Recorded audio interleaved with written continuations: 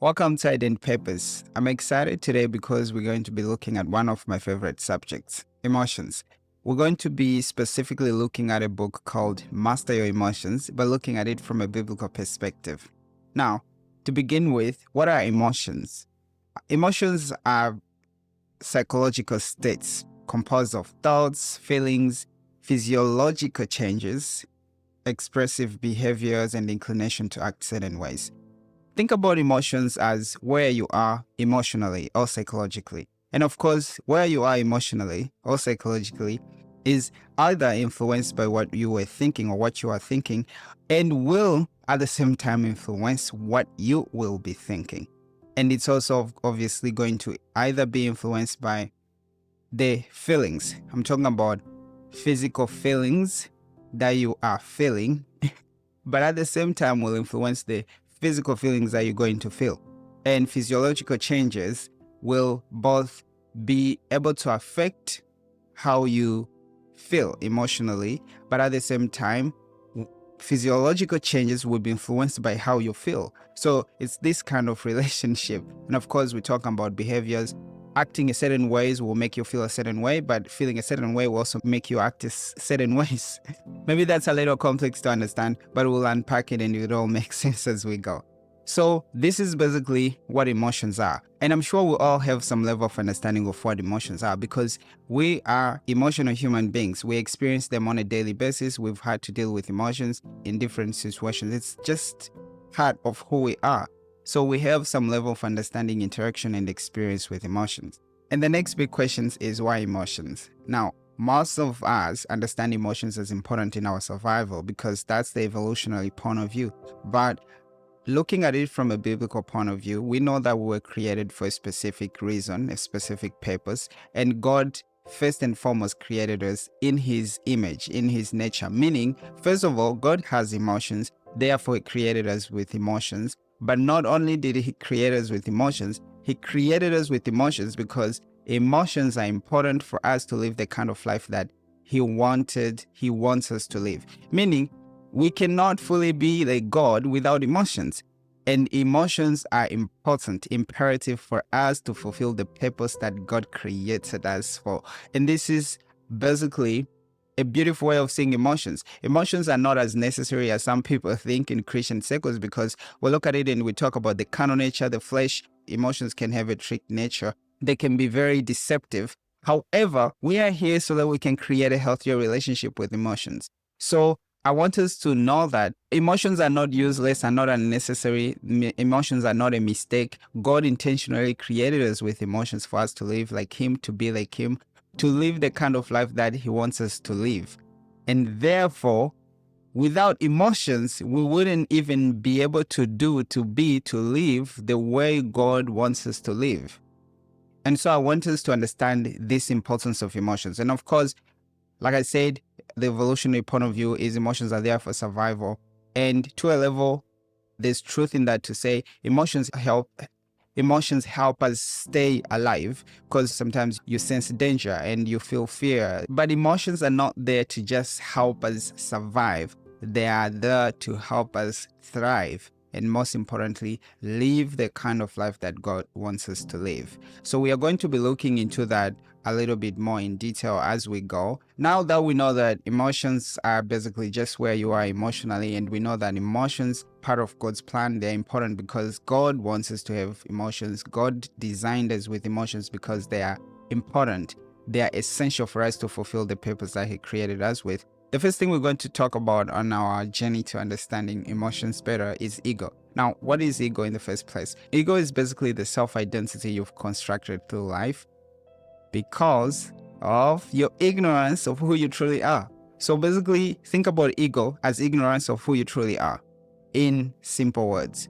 Because what happens is when we don't really know who we are, we create a picture of who we are over time based on what we see. And most of the times it's through comparison with others. Basically, when I look at myself, if I want to identify myself, I ask myself, who am I?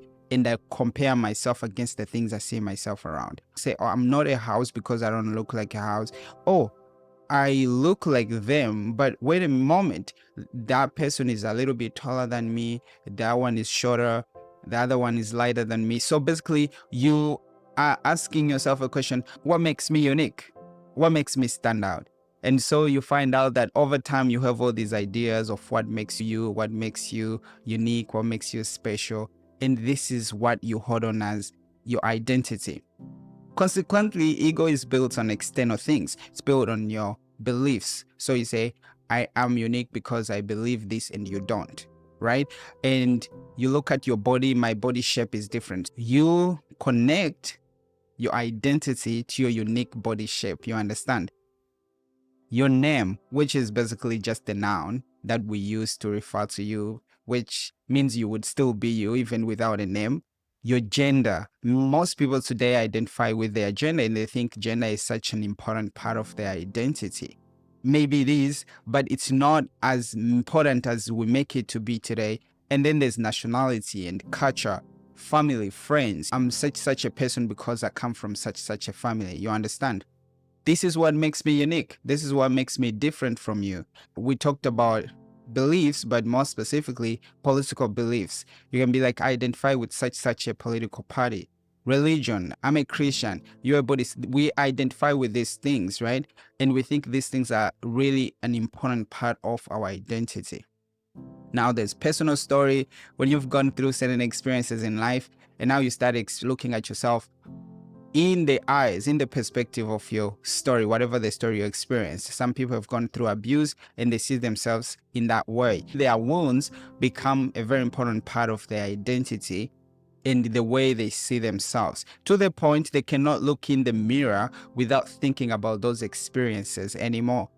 Problems. When we go through problems, maybe financial losses, blah, blah, blah, blah, and we start identifying with these things. And this is where victim mentality comes from. You understand? Your age, your job, your social status. We have your role in a company. If you are such a person, I'm the director of this. It becomes a very important part of people's identity because, again, they don't know who they truly are. Therefore, they have to identify with these things for them to feel like they have an identity. And the worst of it all is material possessions. I am such a person because I have a car, or I am poor because I don't have a car. And we identify with material things. And in fact, the way we see people's value today is so much connected to material possessions. And this is what ego is.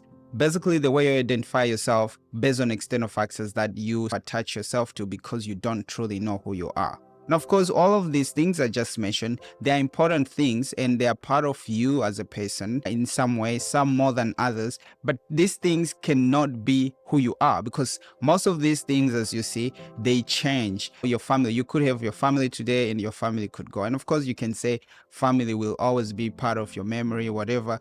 But you are you even without your family. So long as they've already given birth to you and you exist in this world, you can live and have a prosperous, happy life without your parents, without your mother, without anyone from your family. And you can create new connections.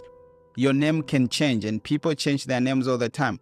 Nationality, it's just to say, I was born in such a country, such a community.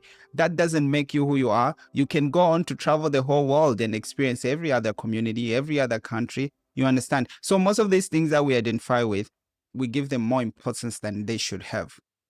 And of course, what happens is when we identify with these things, it then goes to influence how we feel. Because, for example, if my identity depends on me having X amounts of material possessions for me to feel like I am a person who has value and I'm important, then not having those things is going to be disastrous for me. So to understand ego better, here are a few things that you need to know about ego. First, ego equates having to being, which means I have a car, therefore I'm rich, I'm important, I have value. And obviously that means when I don't have those things, I feel not as much valued, not as much important, and it's going to affect my confidence. I'm going to have inferiority complex, and I'm going to have low self-esteem because I don't have the things that should give me value. I don't have the things that I think should make me important.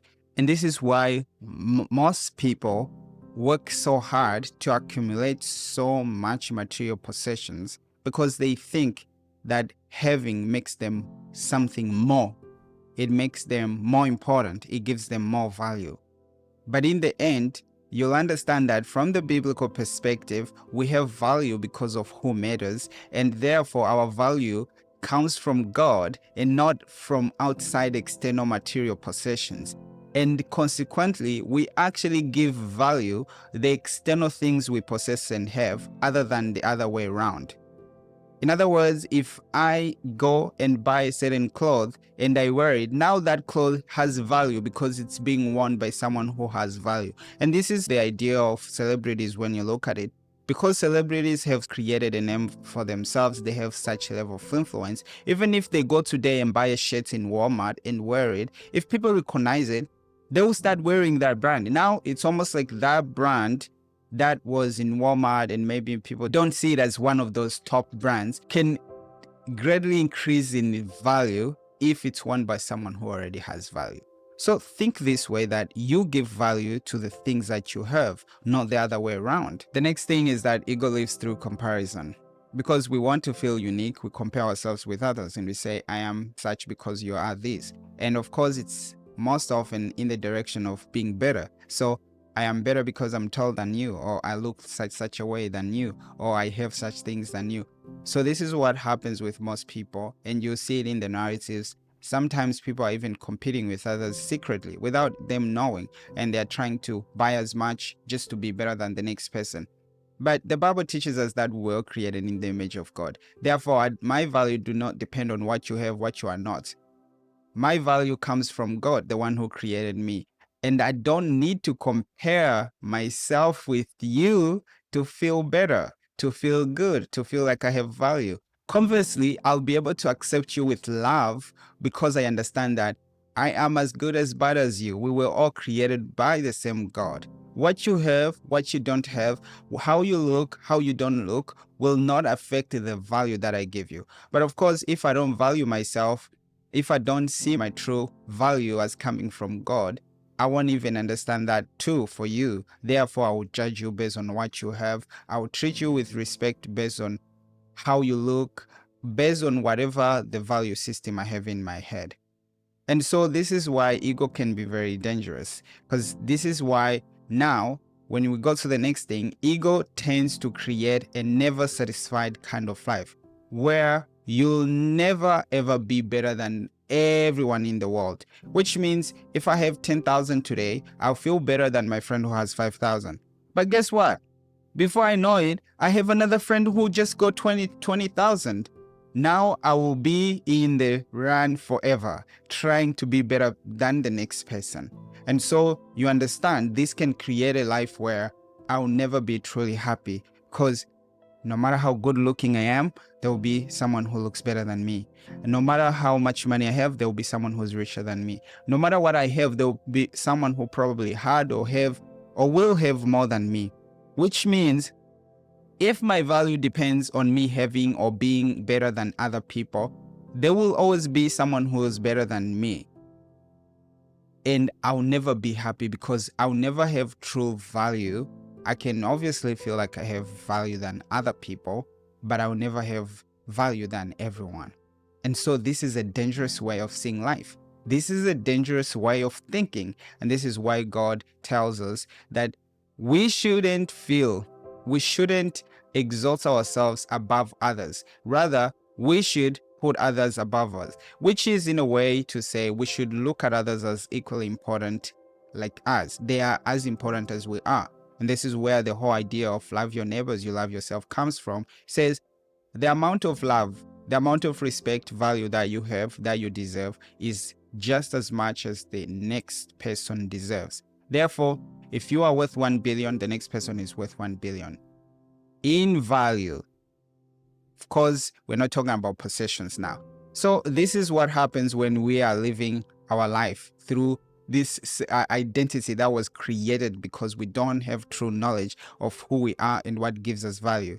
And then ego will always want to feel superior than others, or sometimes inferior than others because of this comparison mindset. So we'll always say, I am better because, or, oh my goodness, I just wish I was like you. And in that moment, we are feeling a little bit inferior than the other person because of whatever that they have, whatever that they are, which is not true because we all have the same value, especially because our value comes from our creator. Now, here's the problems that ego creates now. Because you want to feel better than others, you are going to always enhance your value through people, which means if you have smarter friends, people who are better than you, you will want to attach yourself to them because you think your value comes from them. And of course, there are even people who try to enhance their value through wrong relationships. And this is why when, high school, you'll see you want to have certain friends because you think they are cool. Therefore, being with the cool people makes me cool. But your coolness do not depend on anybody, unfortunately. You are valuable, you are cool, you are you, irrespective of who everyone else is and what everyone else is doing.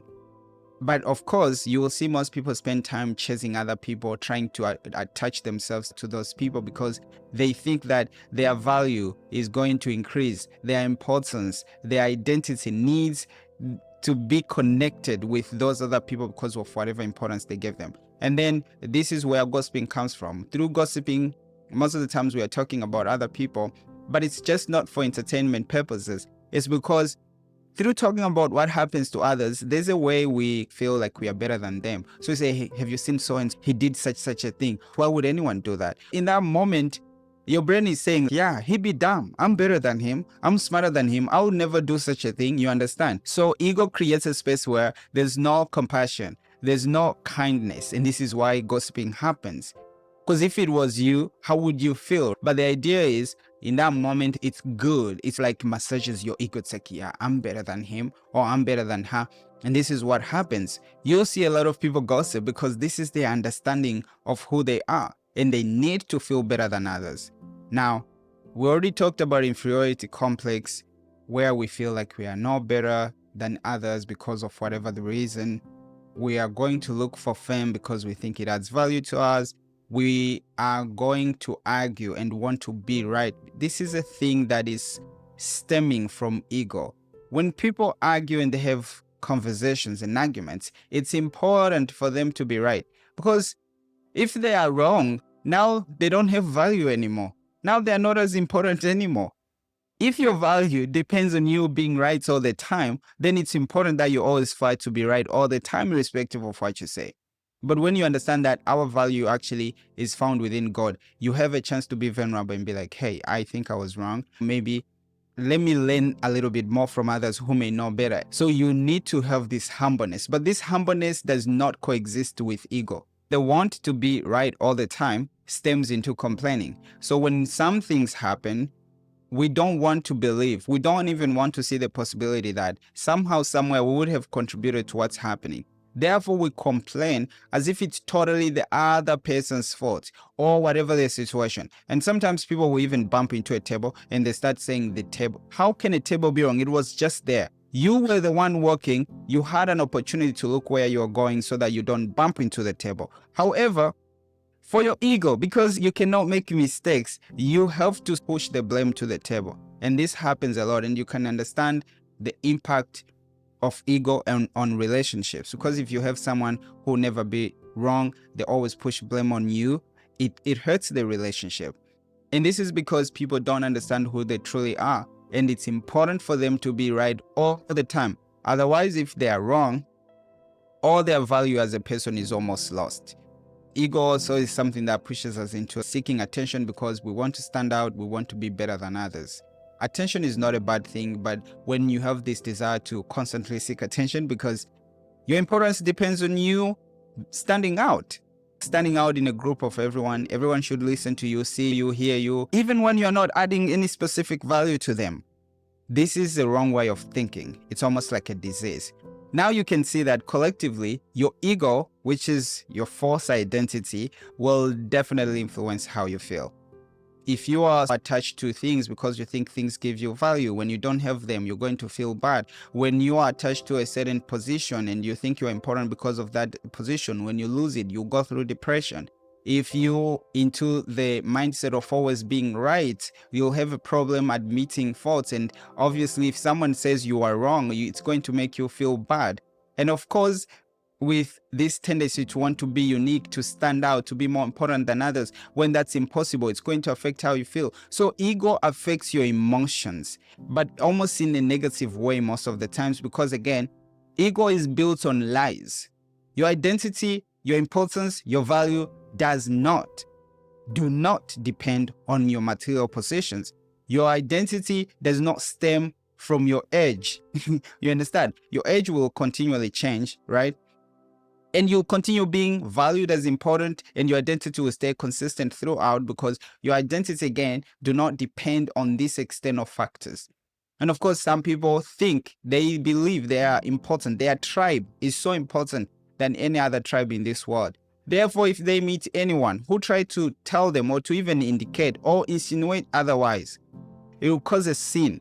And again, you can see that these stories that we have that are part of our ego will influence how we think and our emotions consequently. So most of us will feel bad because something is happening that kind of goes contrary to the narrative or to the story that we have as part of our ego. So it's important to understand, sit and ask yourself, are there stories that I have that are false about who I am? Think about it. What do you think gives you value? Who do you think you are? In what makes you? You may say, oh, I am a girl. Now you think gender is as important, right? And of course, we know that in some cultures, gender is more important than others. But there are people who today, their whole identity depends on their gender. And of course, in most African cultures, men think they're important just because they are men. Just because you are a male, this gives you a whole level of importance over your female counterparts. Meaning, you as a male have almost this inherent value more than females. What makes you think that way? There's nowhere that God indicated that females were less important than males. But of course, these are narratives that are pushed through culture. So as a woman, most of the cultures will make you feel like you are not as important. What is really the reason why they're saying that? Simply your gender, your sex. This is what is determining your value, which is wrong. It's not biblical. It's not godly. It's not Christian. And so it's very important for us to understand sort of these narratives that we have and challenge them. As a man, you have to act, you have to live a certain kind of life. As a man, you're expected to always show strength in some cultures. Therefore, you cannot be vulnerable. You cannot be wrong. You cannot make mistakes. You cannot fail, because men have such a standard to live up to. Who said? Culture does. But again, this is not healthy. Therefore, you see a lot of broken men. They were not given an opportunity to cry. They were not given an opportunity to be vulnerable. They were not given an opportunity to fail. They were not given an opportunity to be human. Because you cannot make those mistakes as a man. You cannot live a certain kind of life as a man. But again, these are narratives that we create. This is not how God intended us to live. Why? Our value, our importance, our identity stems from God. And of course, we'll have a whole discussion about identity. But today, I just want you to understand about the ego and take time, think about it, introspect. Who do you say you are and why? This is a very important question, right? We know even Jesus asked this question to his disciples. So who do people say I am? But now, today, it's your turn. Who do you say you are and why? What do your value depend on? For a very long time, I hated failure because failure meant I have less value, I know less. Basically, something that pushes me into a deep level of inferiority complex. Why? Because there's this standard that I created for myself, and it stems from culture and all of that, that as a man, I cannot fail, I cannot be vulnerable, I cannot be seen as weak. Therefore, failure is not an option for me. But guess what? You will fail as a human being. If that's not corrected, because you're going to fail inevitably, you are going to have a low self-esteem. You understand? But now I have changed my narrative around failure, and I know that failure is part of success. It's a way to success, and I welcome failure. I celebrate failure. Failure doesn't make me less important. It doesn't make me less smart. It's just a process of learning. Understand? Again, you have to sit down and introspect and look at what your stories are around your ego, your identity and value. But we'll continue. Now, let's learn a little bit more about the nature of emotions. First, emotions can be tricky. And of course, the Bible tells us that the heart of man is desperately wicked. Who can know it? There is a tricky nature to emotions, which means emotions are not always truthful. They are real for sure, but not always truthful. They don't always align with truth. Why? Because most of the emotions we have can either be uninformed, meaning they are based off lies. What if something happens and you make certain assumptions of that thing? Then you start feeling a certain way. If I'm your friend, I don't text you, you may make an assumption that he doesn't care about me anymore. Therefore, you are going to feel hurt, disappointed, whatever the emotions you're going to feel, very negative. But now, the whole series of emotions you're going to go through is based on a lie. And this is the reason why it's important for us to know the truth and align our thoughts with truthful ways of thinking, because it's going to help us avoid useless emotions that are based off lies. So again, you'll find out that there are going to be so many emotions that you're going to feel that are not real, that are just based on this idea of lies. And some of them just happen because of wrong way of seeing things, exaggerating things, right? It happens. Do you know how many times something small, right, happens and you think my life is over? Your brain is overreacting, right? This is tricky because in that moment you may make a reaction, right? That is really huge. To realize that the impact of the action that happened in the first place was not as bad as you estimated. So with emotions, we should understand that emotions are real, but they're not always truthful. And we need to be aware of what we're feeling and question our emotions. And this is where the verse in Corinthians comes in and says, putting into captivity, bringing into captivity anything, any imagination, thoughts, idea, feeling that exalts itself against, above, higher than the knowledge of Christ, which is the truth, which is the real way things are, the reality of how things are. So if I feel sad and depressed right now, I need to question that. Why am I depressed? What is causing my depression? Why am I angry? Why am I sad?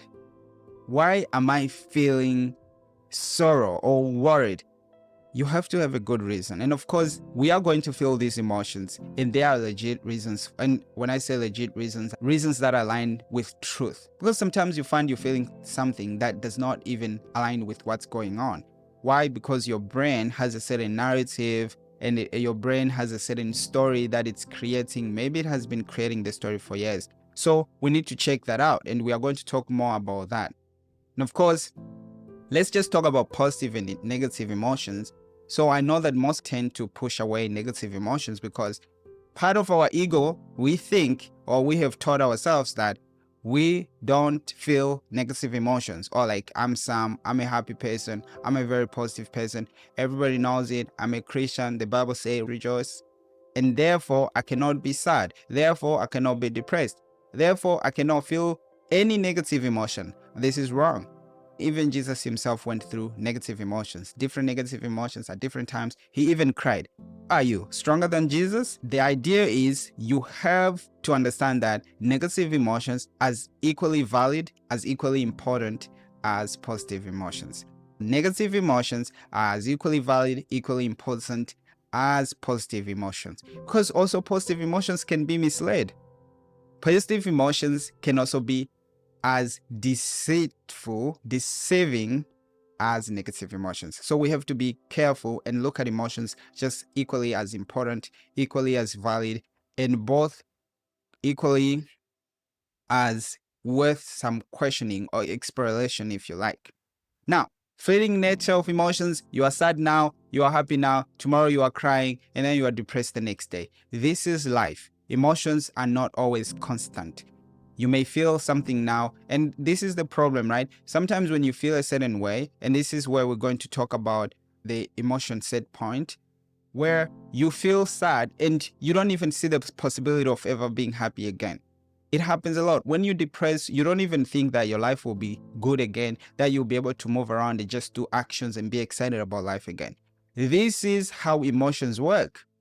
You'll get back to life. You'll start living again. You'll be happy again. You may have gone through a very bad breakup and you even ask yourself, will I ever trust someone again? Of course you will. They say time heals everything. Of course, that's not entirely true, because it's what happens during the time that is healing, not the time itself, because time could pass without healing, of course. But then the whole idea is you need to accept that emotions will not always be. Therefore, when emotions come, don't give them this power or importance. Don't build a house for them. Pitch a tent for them. Be like, stay. You want to stay 3 days? You will go eventually. So you have to look at emotions as something that will come and go, as opposed to something that will stay forever, always, for a long period of time. Because sometimes what happens, because we expect it to stay, therefore we create a space, we create a way of thinking that elongates those emotions, if that makes sense. Trickiness of emotions. We already talked about the verse, how the heart is deceitful above all things and desperately wicked. Who can know it? The challenge is you have to know your heart. You have to know how deceitful it is. When the Bible tells us, guide your heart with all diligence, how will you guide the thing that you don't understand? How do you guide a heart? How do you guard a heart? From where? How do you do it? You have to understand how the heart works. And in understanding how the heart works, you'll understand how deceitful it can be. And this is where you have to watch out and be able to look at your emotions and be inquisitive, be curious. Why am I sad right now? What happened? Sometimes you may have to write things down so you can understand what's going on, right? So it's very important for us to understand emotions, because there is an evil power to emotions. Why? Emotions are like a spell. Sometimes emotion will hit you almost from like nowhere, and you are like powerless to do anything about it. And this is where we need to learn a little bit of self-compassion and compassion with other people. When somebody's feeling very sad, it's very easy for us to say, snap out of it, get over it. But it's not as easy as we make it sound. We have to understand that sometimes this thing can take time. We have to be more compassionate, because when you are under emotion, it's almost like you are tied. And this is even how depression is. This is how most emotions are. Worry, whatever. It's like you are tied into that thing. Why? This is how emotions work. Emotions tend to exaggerate almost everything, for the most part, especially when negative emotions come, they are usually exaggerated. It's not as bad as it usually looks, as usually feels, right? So it's very important for us to treat ourselves with self-compassion and saying, I know it feels like I cannot do anything, I cannot move now, but I know that it's not that way. This can be empowering, because when you know that the emotions do not have the power that it feels they do, it's empowering for you to do action. I know I feel depressed and it feels like I don't even have strength to do anything. But if this is how emotions are, you can actually just go out and have the run anyways. And in that moment, you'll be empowered to do the action. And guess what? When you get into action, if you're exercising, the emotions are going to change. So it's very important for us to understand this part of emotions. Now, again, it's important that we continually understand that all of these different emotions are usually attached to the stories that we have as part of our ego. Okay? Oh, the stories we have because we don't have an ego, now that we've truly learned who we are. Filtering power of emotions. This is an important one. When you are happy, it's easy to attract more positive emotions. However, when you are not, even the positive things that happen are looked at in a negative light. So you'll find out that if you had a very bad morning, you're passing by, someone smiles at you, you're like, why are you smiling at me? But on a good day, it makes sense. Even when someone is mad, it doesn't seem as bad. So it's very important to understand that we tend to see the world from the emotion set point that we are. When we are happy, the world looks happy. When we are positive, most things look positive. But when we are negative, most things look negative and pessimistic. And this is why now we are having this conversation, because we should strive to have more positive emotions more often than not, if that makes sense. Success is you trying to stay in a positive mindset for as long as possible, right? Because when you are in a negative mindset, it's disempowering, disencouraging. It takes away power from you to be able to do the things that you have to do, to be able to fulfill your duties properly. This is why depression tends to be like you are just tied there. All you want to do is sleep. Sometimes you don't even have the appetite to eat or do anything at all. You understand how negative emotions can be very disempowering. Therefore, it's very important for us to actually sit and find a way. And of course, it's going to become easy after this conversation.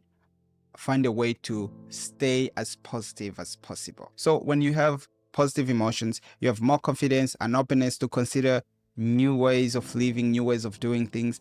You easily access positive emotions within the same emotion range. You have an ability to break out of your comfort zone. And this is why it's easy to talk to people when you feel happy, because you can easily break out of your comfort zone. You can be like, hey, my name is Sam, blah, blah, blah, blah.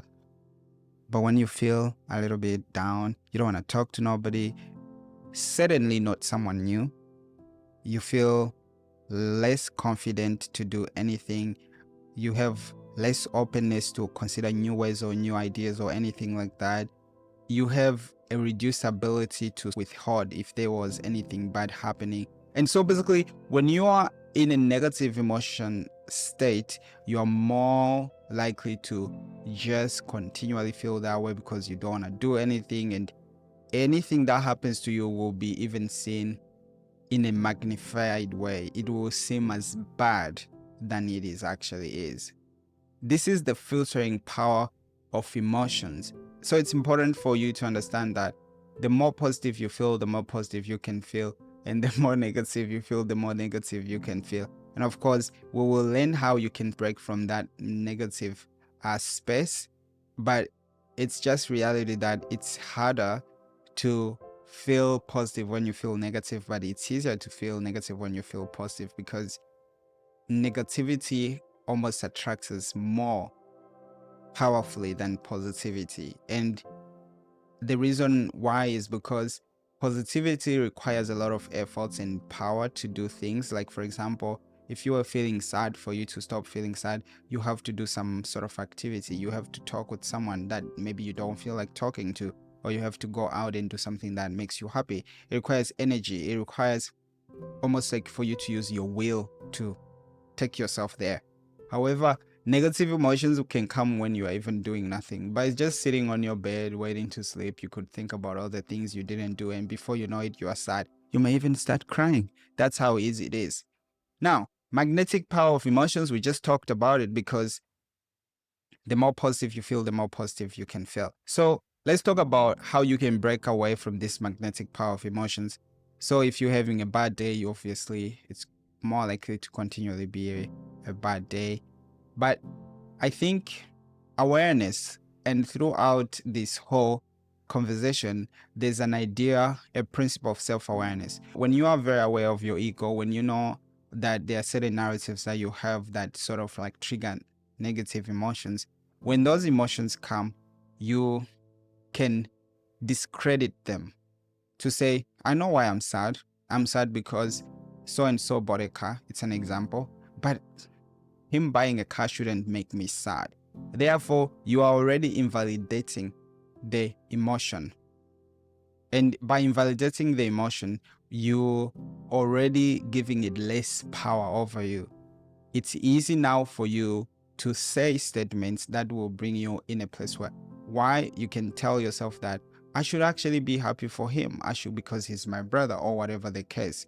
So we'll see a little bit more into this, but you have to change the narratives around things for your emotions to change around those things, because what creates your emotions is how you think about those things. So you can break out of negative emotions by having a conversation with yourself or somebody else. Ask yourself a question: what triggered the emotion? What story am I telling myself that's making me feel that way? And of course, most of the times you'll find out that, for example, even with depression, it's because everything looks hopeless. But is that the truth? And this is why the Bible tells us to continually read the Bible, because the Bible will continually tell us that whatever is happening to us is not final. So when you ask yourself questions, you'll find out that the things that your brain is telling you are not even true. Therefore, you can now proclaim the good news to yourself and tell yourself like, hey, it's not the way you are thinking. We can be happy again. It's not how you are thinking about it. This is how it is. And you tell your brain the truth. Therefore, you can be happy again, because this is now the truth. And of course, this is why it's important. The Bible says that the just will live through faith. It's because there's a lot of things that God has already taught us, right? And even through a negative situation, those things are true. We can either focus on that negative situation, or we can look at the truth that God has taught us. For example, if I'm going through a very bad breakup and God has said, for those who love God, all things will work for the good. So if I believe that this negative experience that's happening to me will work for my good in the future, it's an easier way for me, especially if I trust God. The more I trust Him, the more influence this idea, this truth will have on me. Because sometimes, of course, we hear things, but we don't trust, we don't believe it until we see it. So, of course, if you tell me that this will work for my good, I'll still cry. I don't know. I don't see it. I don't even believe. I only believe when it happens. But if I believe in God, of course, the pain will still be there, but it won't have as much impact as when I don't have any hope. I don't have any other truth about the situation, but the fact that it's painful, it feels hopeless, or whatever way it feels. Now, we're going to talk about emotional accessibility and emotion set point. We've kind of insinuated or talked about this in principle, but the idea is when you feel positive, it's easy to feel more positive, and the other way around, right? The most important part about this is the emotional ladder. So look up the emotional ladder by Esther and Jerry Hicks. It's just the idea that emotions have a ladder, and it's easy to move up the ladder from one emotion to another than to jump. So when somebody is feeling depressed, we want them to immediately feel happy, but that's not how it works. Depression is below anger, so meaning someone who's depressed is feeling a more negative emotion than anger, right? Because anger is active. Anger makes you want to do things. But depression powers you. It makes you don't want to do anything at all. So if someone was depressed, it's easier for them to move from depression to anger, right? Where now they can express the things that are frustrating them. The idea is when you are feeling negative emotions, you should look at the emotional ladder and try to move up one step at a time, as opposed to trying to jump to happiness or whatever other emotion you want, because it's easy if I'm depressed for me to feel angry. So if you have a friend who's depressed, try to maybe have a conversation with them about what's frustrating them, something that may push them to being angry, because angry is better than depression. And then you keep moving up the emotional ladder, if that makes sense. It's just the idea of saying, instead of wanting to jump and having a whole transformation, we need to understand the process, right? If someone is depressed and they've been in bed the whole entire day, tomorrow, if they could be able to wake up and brush their teeth and go back to bed, that's progress, right? And of course, to someone who's having a functional day, you are just feeling normal, you would look at it as if, what do you mean? You just woke up and brush your teeth. But looking from the point of view from where they were yesterday, this is progress. So when we are feeling different emotions, especially negative emotions, let us not be hard on ourselves. Rather, let's take small steps as much as we can. Let it be understood as a process, because jumps can be frustrating, and jumps will make it even harder for us to believe that we'll get out of the emotion. So if I'm depressed and I'm trying to still do everything that I normally do every day, it's going to look impossible, and it can actually make me more depressed. If I understand that it's going to be harder for me to do things as normally, and I target small few things that are more attainable, then of course that can work to help me move from this powerlessness, this disempowerment, and be able to move to some level of action, and then I can move up the emotional ladder. This is how emotions work, and you can see there's so many things going on with emotions, and it's up to you to have a conversation with yourself and observe your emotions, learn your emotions, especially question your stories surrounding different emotions, and ask yourself, are these things true? And this is where 4 Philippians comes in and says, whatsoever is true, whatsoever is lovely. So why am I mad? Is it true? The reason why I'm mad, is it true? Right? I may be upset because you did something and I think it means you disrespect me, but is that true? This is where a conversation can help. When I have a conversation with you, it's like, why would you leave? I'm sorry, I was in a hurry. My mom was going through something, I had to be there. Oh, so you were not being disrespectful to me, you were just responding to an emergency. Yes, then my emotion can change. So when we go through different emotions, let us seek for truth about the reality that we are experiencing. Now, let's talk about emotions and mental suffering. Most of the emotions we feel are so much of the story we tell ourselves than the reality of what's going on. And this is why sometimes you can see two people experiencing the same thing. And of course, everybody is unique. And so they are having prior different situations. But you can say, relatively, this is almost the same situation for both of them.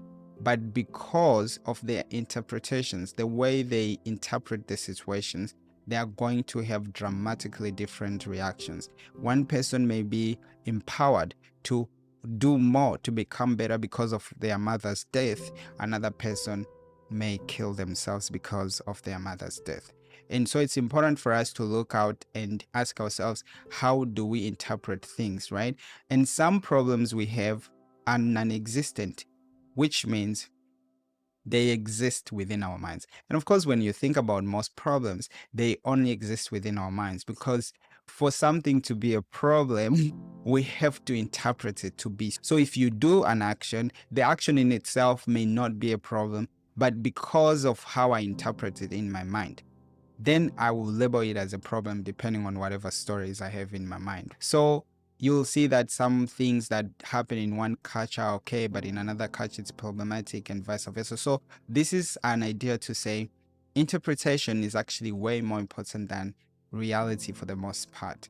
And so this is where the Bible comes and tells us that we should live by faith. Living by faith means you have 5 senses, right? You hear, you touch, whatever. But as far as reality is concerned, as a Christian, you should interpret reality based on faith, meaning based on what God has said and done and what he was able to do for others. I'm not going to rely on my senses to interpret reality, what's possible for me, what's happening, or to influence how I feel about different things. Rather, I will read God's word and ask myself, what does he say about this? Which is hard because, of course, when you go through things, your body reacts, your mind reacts, you have this psychological reaction to everything. But God is asking you to say, remember what I said. And this is why you see throughout the Bible, God is continuously telling people, be still and know that I'm God. What does that mean? Things are falling apart and you're asking me to be still. No, I can't do that. I have to do something. And God, approaching many people, he says, don't be afraid, don't be afraid, don't be afraid. Are you asking me not to feel emotions? Basically, telling you, look at things differently. Because I'm here, everything will be all right. It's hard and it's a place to get to, but interpretation is everything. Therefore, some sufferings we go through in our life is only because of how we are thinking, not what is happening to us. You need to understand that there are situations that are just unnatural. And for example, death, when people die, those we love will always grieve. But even then, we grieve differently, right? But most of the situations that we experience that are negative, we can interpret positively, which is a hard thing, right? But you look at what happened to Job, some people would have killed themselves. It's what am I living for? My kids are dead. everything I had. Now everybody will be disrespecting me. On top of it, people were blaming him. They were saying, you have done something. Be honest. Tell us the truth. But the reality is, when negative things are happening to you, God has given us all of these facts, all this truth that you just have to go to and you say, okay, this is my way, my interpretation of it. This is how I'm going to see things, as opposed to how things look, right? So when people think that God has the final word, and of course, God should have the final word about how we feel. So if I lost my car, I lost money, my business just went bankrupt, what's God saying about that? Therefore, because of what God is saying, how should I feel about it? I like one guy, he said, sometimes you look at something as a problem, you say, I don't like the way you are wearing a black dress. Do you know how easily you can solve that problem? Stop seeing that as a problem. Now, guess what? We don't have a problem. So some of the things that bothers us in life are simply because of the way we think, and we can change how we think about those things. And there isn't even anything objective about those things, right? It's just more preference. I don't like when people do this. I don't like when people go there. I don't like when you sit there. Like, why? Is there any objective reason behind? No. It's just a preference. It's just a story that you've created in your mind. Can you change your narrative? It's to say, be careful and watch out when different emotions come. You have to ask yourself, what is God saying about these things? And this one verse, very important. Anything, any imagination, idea, feeling, thought, advice that exalts itself against above the knowledge of Christ should be brought down. This is the job of the Christian. Constantly monitor your thoughts. Constantly sit and have conversation with yourself. Are my thoughts in alignment with Christ's thoughts? This is why the Bible tells us we should have the same mindset as Jesus had. So would Jesus get depressed over this? That's basically the question. Would Jesus be mad about this? That's basically the question. And of course, this pushes us back to reading the Bible more. The more you read, the more you understand, the more you know, the more you can align yourself with the truth. Okay? Sometimes we even are worried about things that won't happen, will never happen. And this is so much talking to worry. We worry so much, even to the point we create the things we are worried will happen. And this is why a positive mindset is very important. And again, God is the one who comes to us and tells, let the weak say I'm strong. It's God. Do you want me to be delusional? No. It's because through faith, God will give us all the power we need to do all that we need to do. So you have to believe that it's possible for you before it can be possible for you. Even when you are going through situations, and this goes back to the whole story about ego, you are not because of what you are going through. Rather, you are irrespective of what you are going through. This is what the Bible says in Psalm 82. You can read it. It says, ye are gods. This is what God is telling us. Ye are gods because you are the children of the Most High. You are children of the Most High. But you are going to die like men. Because why? You don't have an understanding of who you are. When you understand who you are, I am a child of God. I am the image of God. Irrespective of what I'm going through, I have value. I am well valued. I'm important because of the person who made me, because of the person who created me. And my success is guaranteed as long as I work with God. So what's happening now does not matter. This is why the Bible says, take this book of the law, read it day and night. Meditate on it in the night, in the morning, through the day.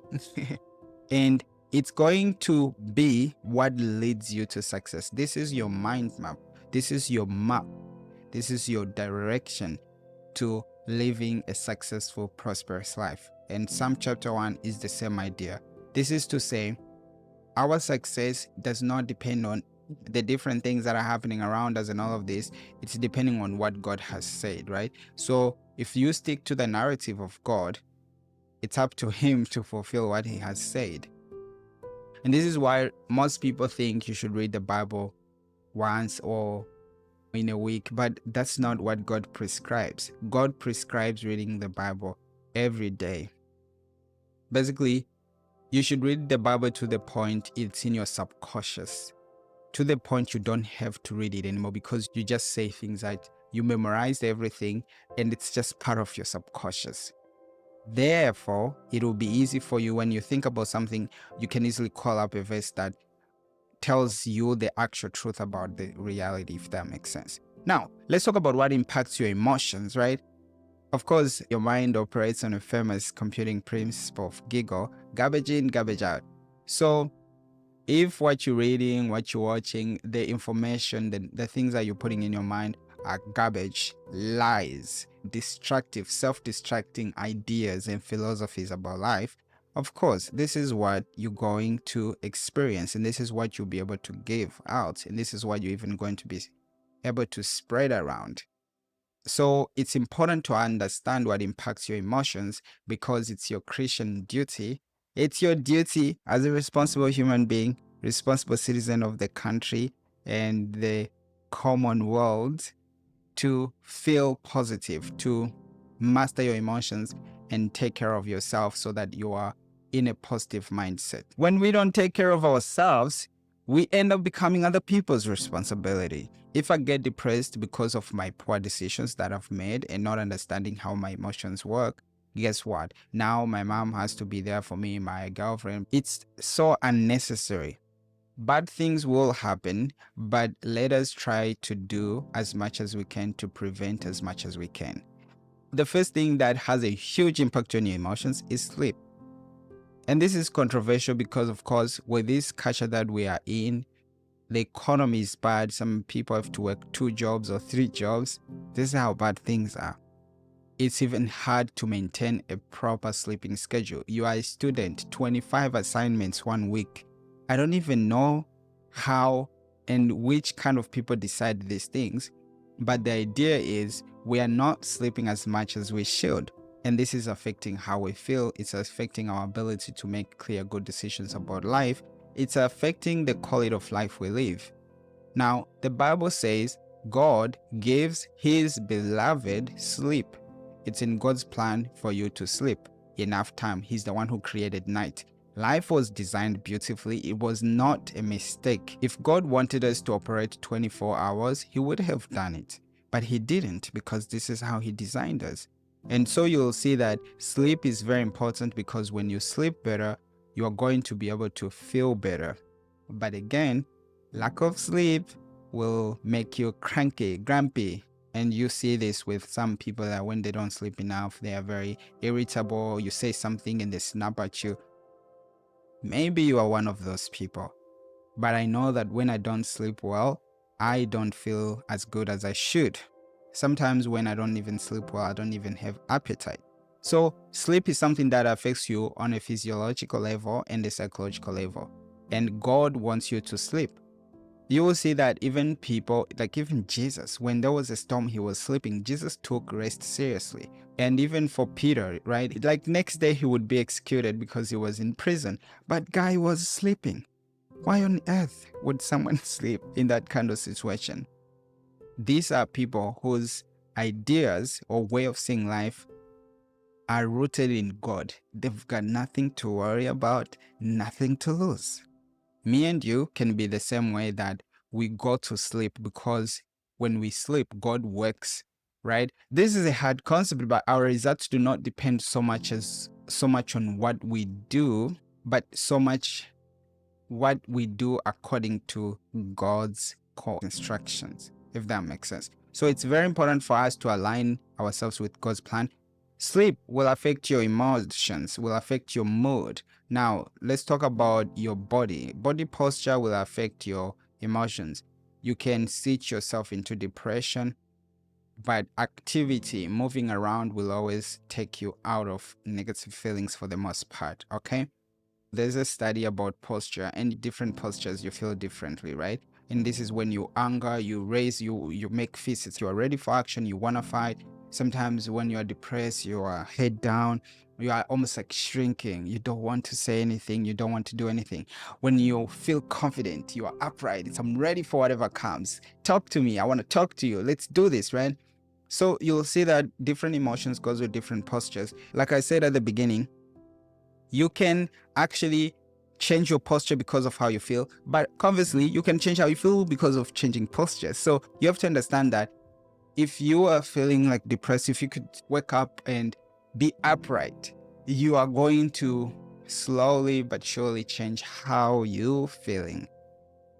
So this conversation we're having, it's important to understand that you have the power. You actually have the ability to change how you're feeling. So feelings are not things that are happening to you that you have no control over. You can sleep more. You can change your body posture. You understand?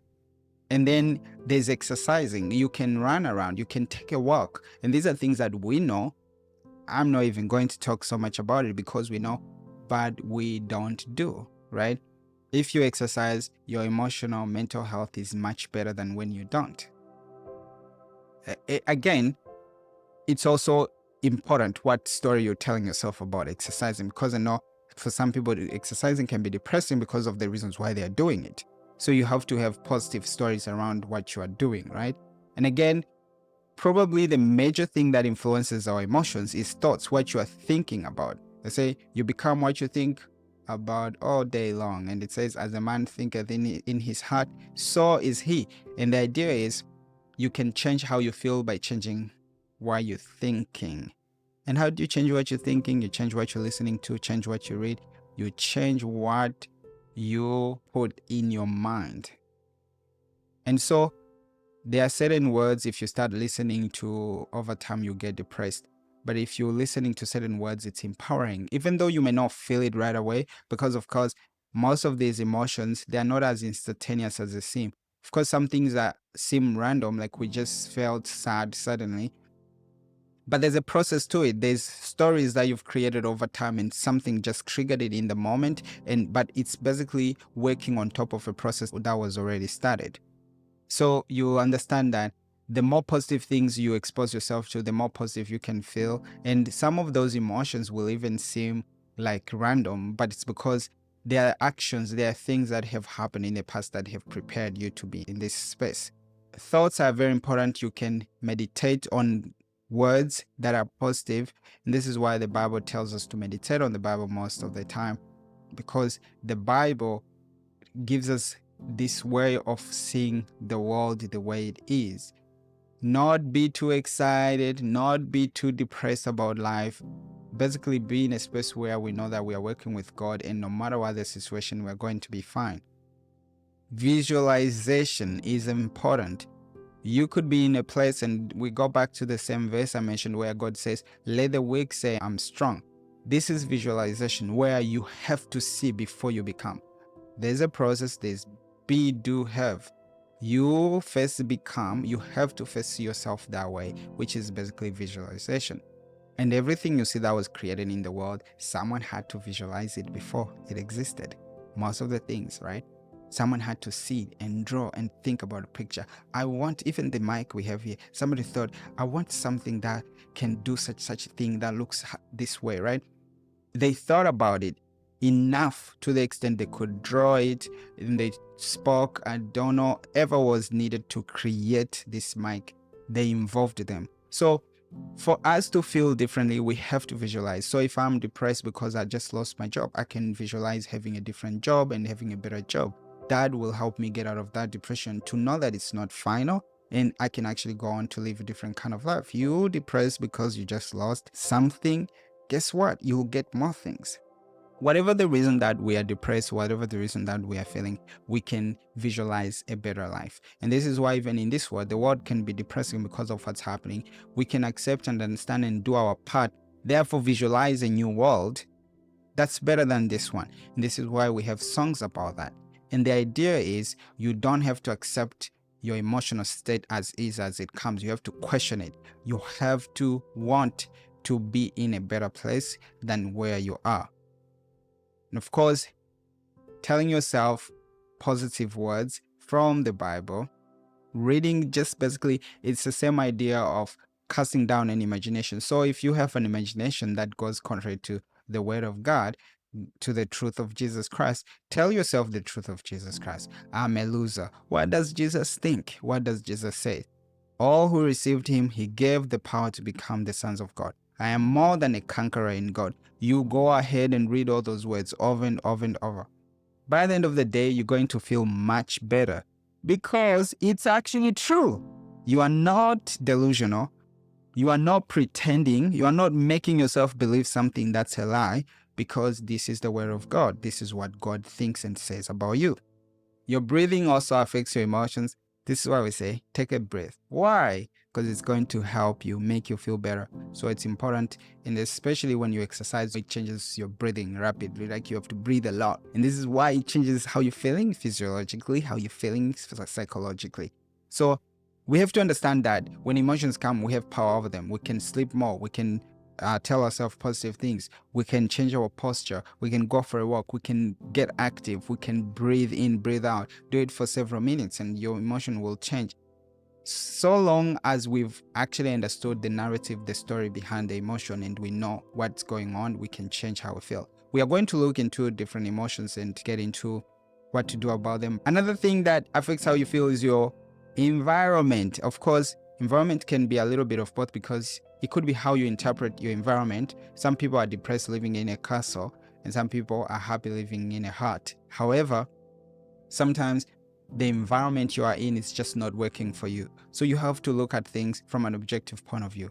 Say, where am I now? You're in a place that does not align with your beliefs, with what you believe or is possible for you. It's going to be a little bit depressing. So sometimes when we feel negative emotions, we have to ask ourselves, what's going on? And sometimes it may be time to move.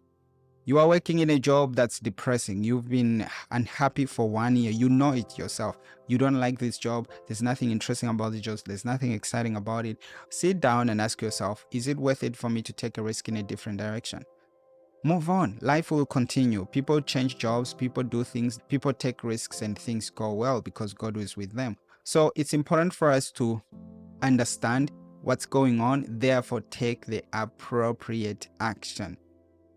And of course, there's the gift of music, which is just amazing. I love music. Music will change how you feel. For me, music is my ecstasy. Music is the one thing that can take me to a high, like cloud 9. If there's cloud 10, music takes me there, right?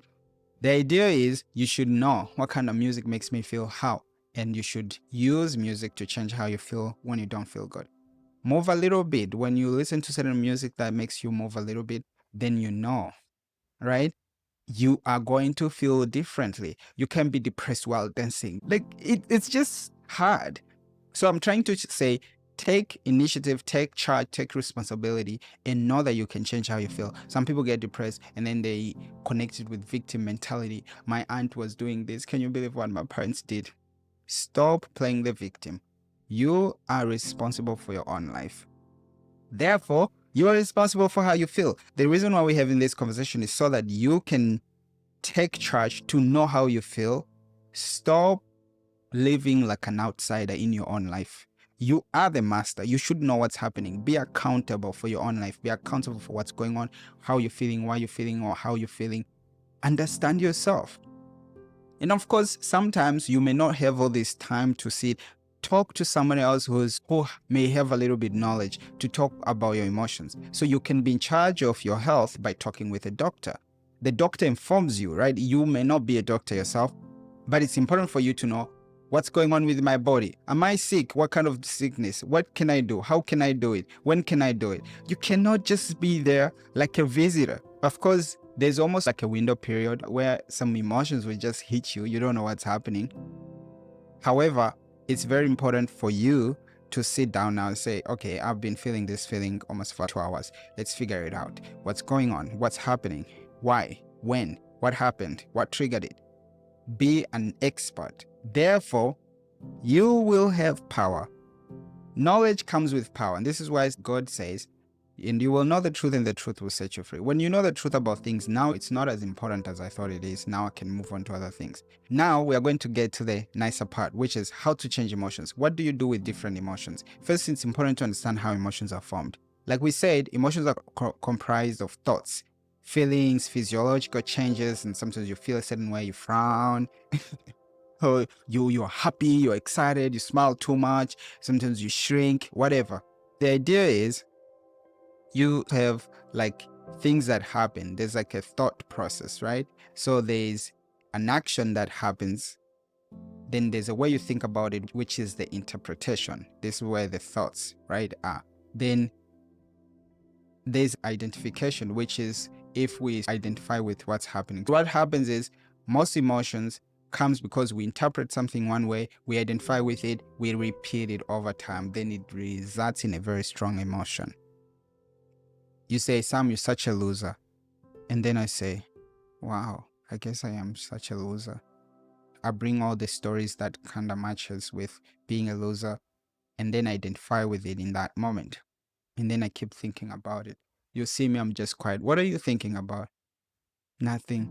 Meanwhile, I'm thinking about what the person said 1 hour ago. Now, I'll start feeling very sad, low self-esteem, a little bit depressed about the whole thing. I'm such a loser. I don't know why I can't just be like other people. So, emotions don't just happen. There's a thought process happening behind, which means it's easy to change how we feel by changing the interpretation and by not identifying with negative things and by stopping repetition of negative emotions but repeating positive ideas about us. And somebody says, if someone insults you and say you're such a loser, whatever, you can actually choose to just not receive what they're giving you and say, not interested.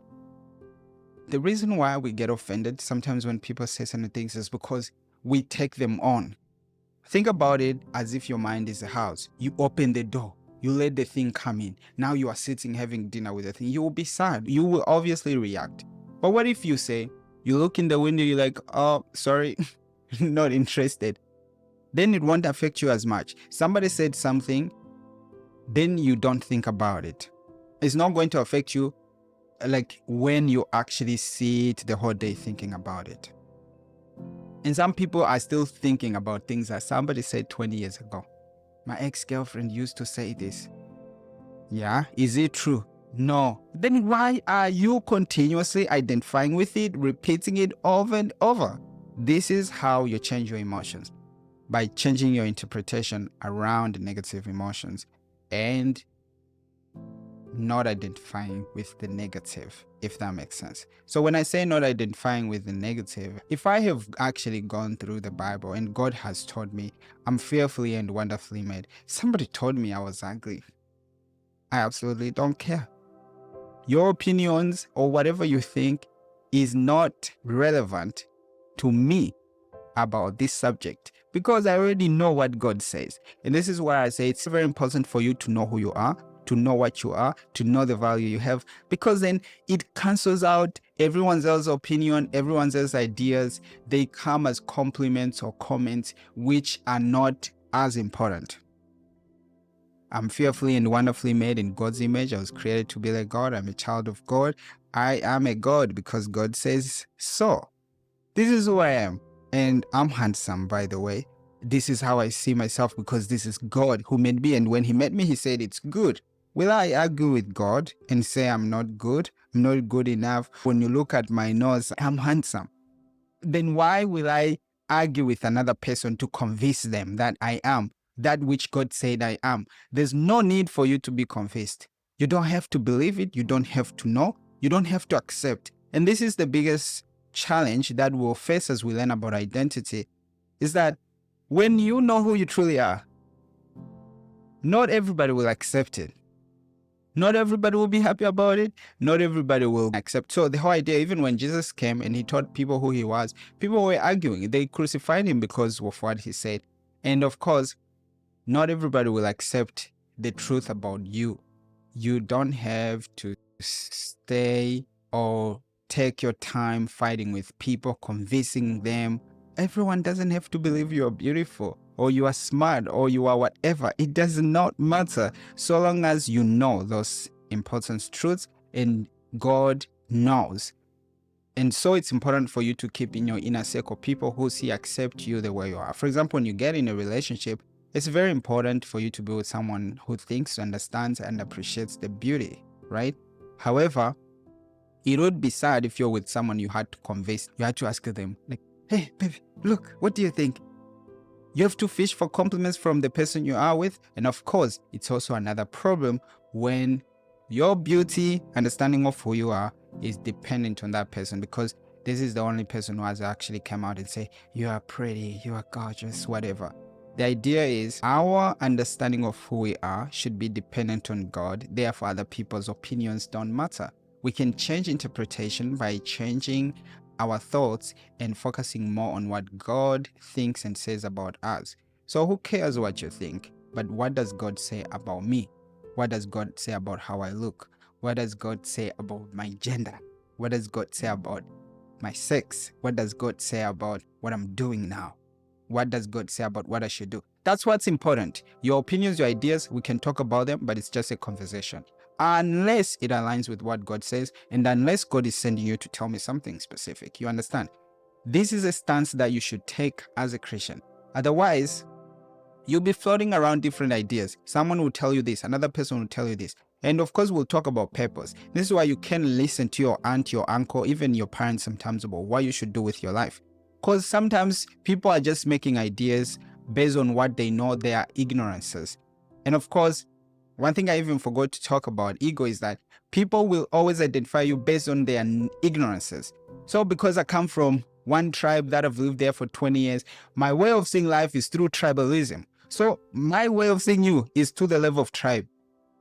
I don't see anything beyond. I don't see your uniqueness or anything other beyond that. You are either part of my tribe or not.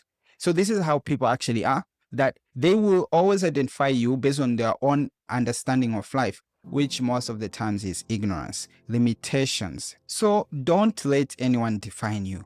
God is the only one who qualifies to define us. And this is why I like one author. She says, human beings don't know how to properly estimate themselves. Neither do they know to estimate others. They either overestimate and underestimate. So you'll see people who praise others, but then you also see people who kind of devalue other people. So it's very important for us to look at ourselves from the eyes of God and hold on to his truth. So we change our interpretation by aligning ourselves with God's truth. But of course, that happens in a process of whenever we think about things, whenever things come and emotions are very strong, let's sit down and explore assumptions. Take a paper. I am sad, right? This is what I used to do. I have a mind map app on the computer. It's called Mindex. And then I write, I'm sad. And I say, why? I'm sad. And I say, what's happening? I look at everything. Look at your life as if you were an outsider and start making decisions. Be like, should I really be sad about this? Or ask yourself better question, what can I do about it? I am sad because I don't like what so and so did. Talk about it with them, maybe. I don't know.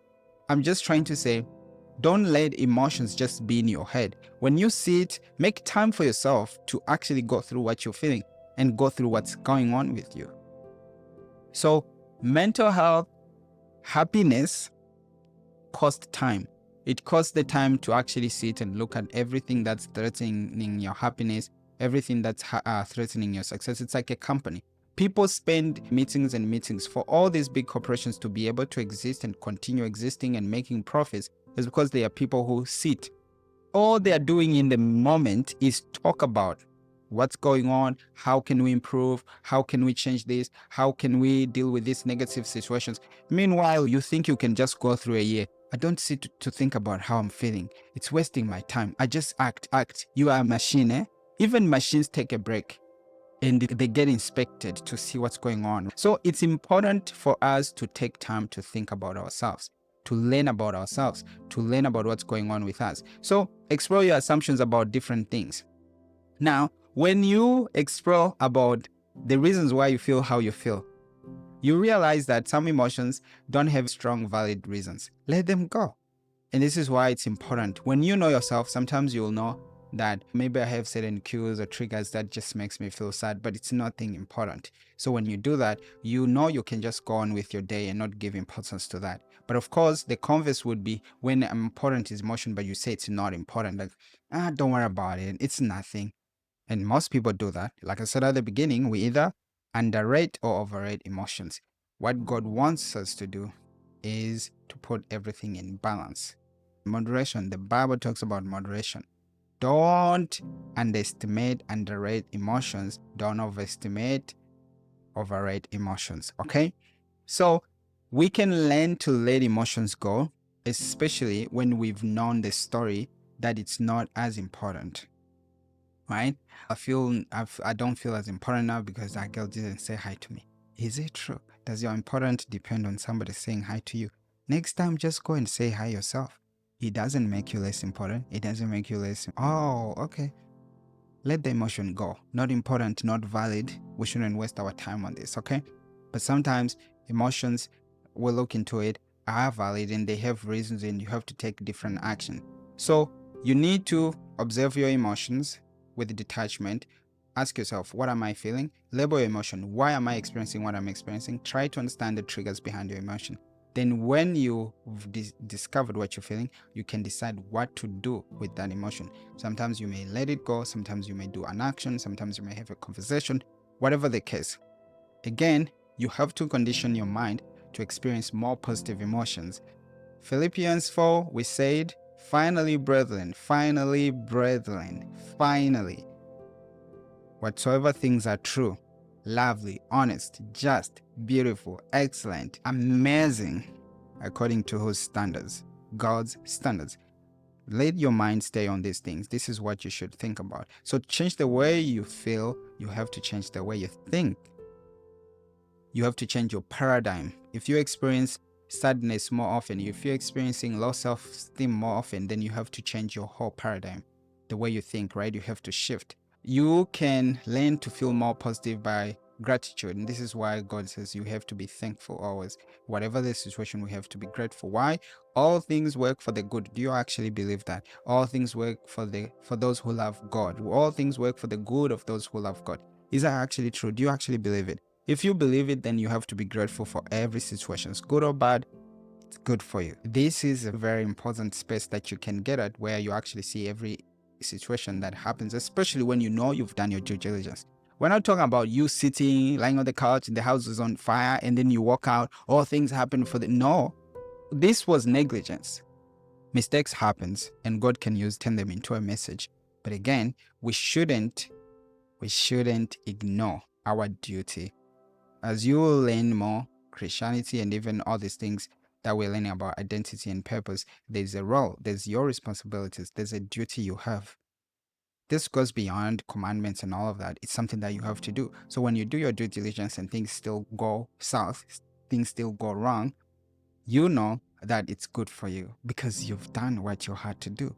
God will make it work for you. You don't have to worry about it. So gratitude is important. Be grateful for whatever happens to you. Okay? Excitement. Think about what excites you and spend time doing things that excites you. Visualize about things that excite you. Sit down and ask yourself, what excites me? This is why my favorite questions to people is always, what is your passion? Your passion is what excites you, what makes you feel excited, the thing that gives you energy. So most of us, obviously, we spend most time doing things that we don't like because we are in a capitalistic world where you have to work and things have become extremely expensive. You have to work. Who has time to think about passion? More than half of people who work today are not passionate about what they do. They just do it for the money, right? That means they could quit their job any given day and their life would continue, right? The whole idea is, and we'll talk more about this, you have to find the things that excite you. Sit down, visualize. And the Bible talks so much about visualizing because this is what faith is about. Faith is when you're going through the darkness, but you are able to visualize light. Why would you do that? Because God said He will never leave nor forsake you. And if God is with you, He is taking you to good. He's taking you to where there's light. So you can visualize those things, right? And sometimes God has even told you something specific for your life, right? So the idea is, let's spend time thinking about positive things, whatsoever is lovely, gratefulness, being grateful for what God is doing for us, being excited, doing the things that excite us in the direction of working with God.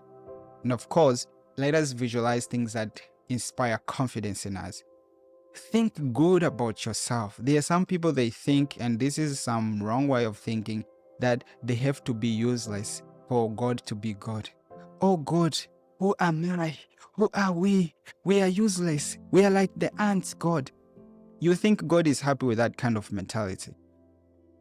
Jesus comes and he says, all those who received me, I gave them power to become the sons of God. And God himself is saying, ye are gods, but you will die like the children of men because you don't understand who you are. And then you are here praying that you are an ant. You are like the ants. What are we? We are like the wind. Doesn't matter someone in the Bible said it. It doesn't mean it's true.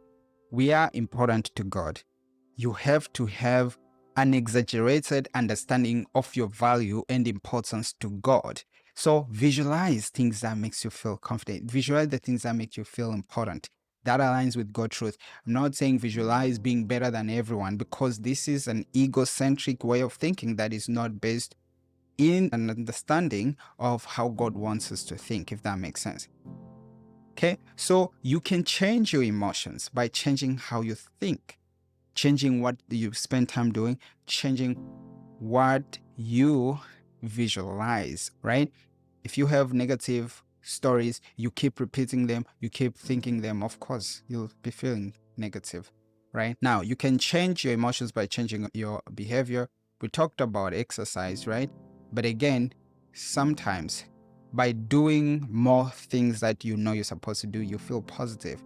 And this is where an idea of self-respect comes from. When you do what you said you'll do and you do the things that matter to you, that are important to you, you feel better about yourself. Your self-esteem increases. Not that this is where your self-esteem should be based on, but it's important for us to do the things that we know we are supposed to do.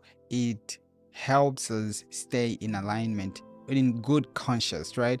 Your conscience is pointing you towards a certain action and you don't do it, your brain starts looking at you like, bro, I don't even know, man. You say you do things, you say you believe things, but you don't even do it. You're gonna start feeling low self-esteem, and secretly your image goes down in your mind.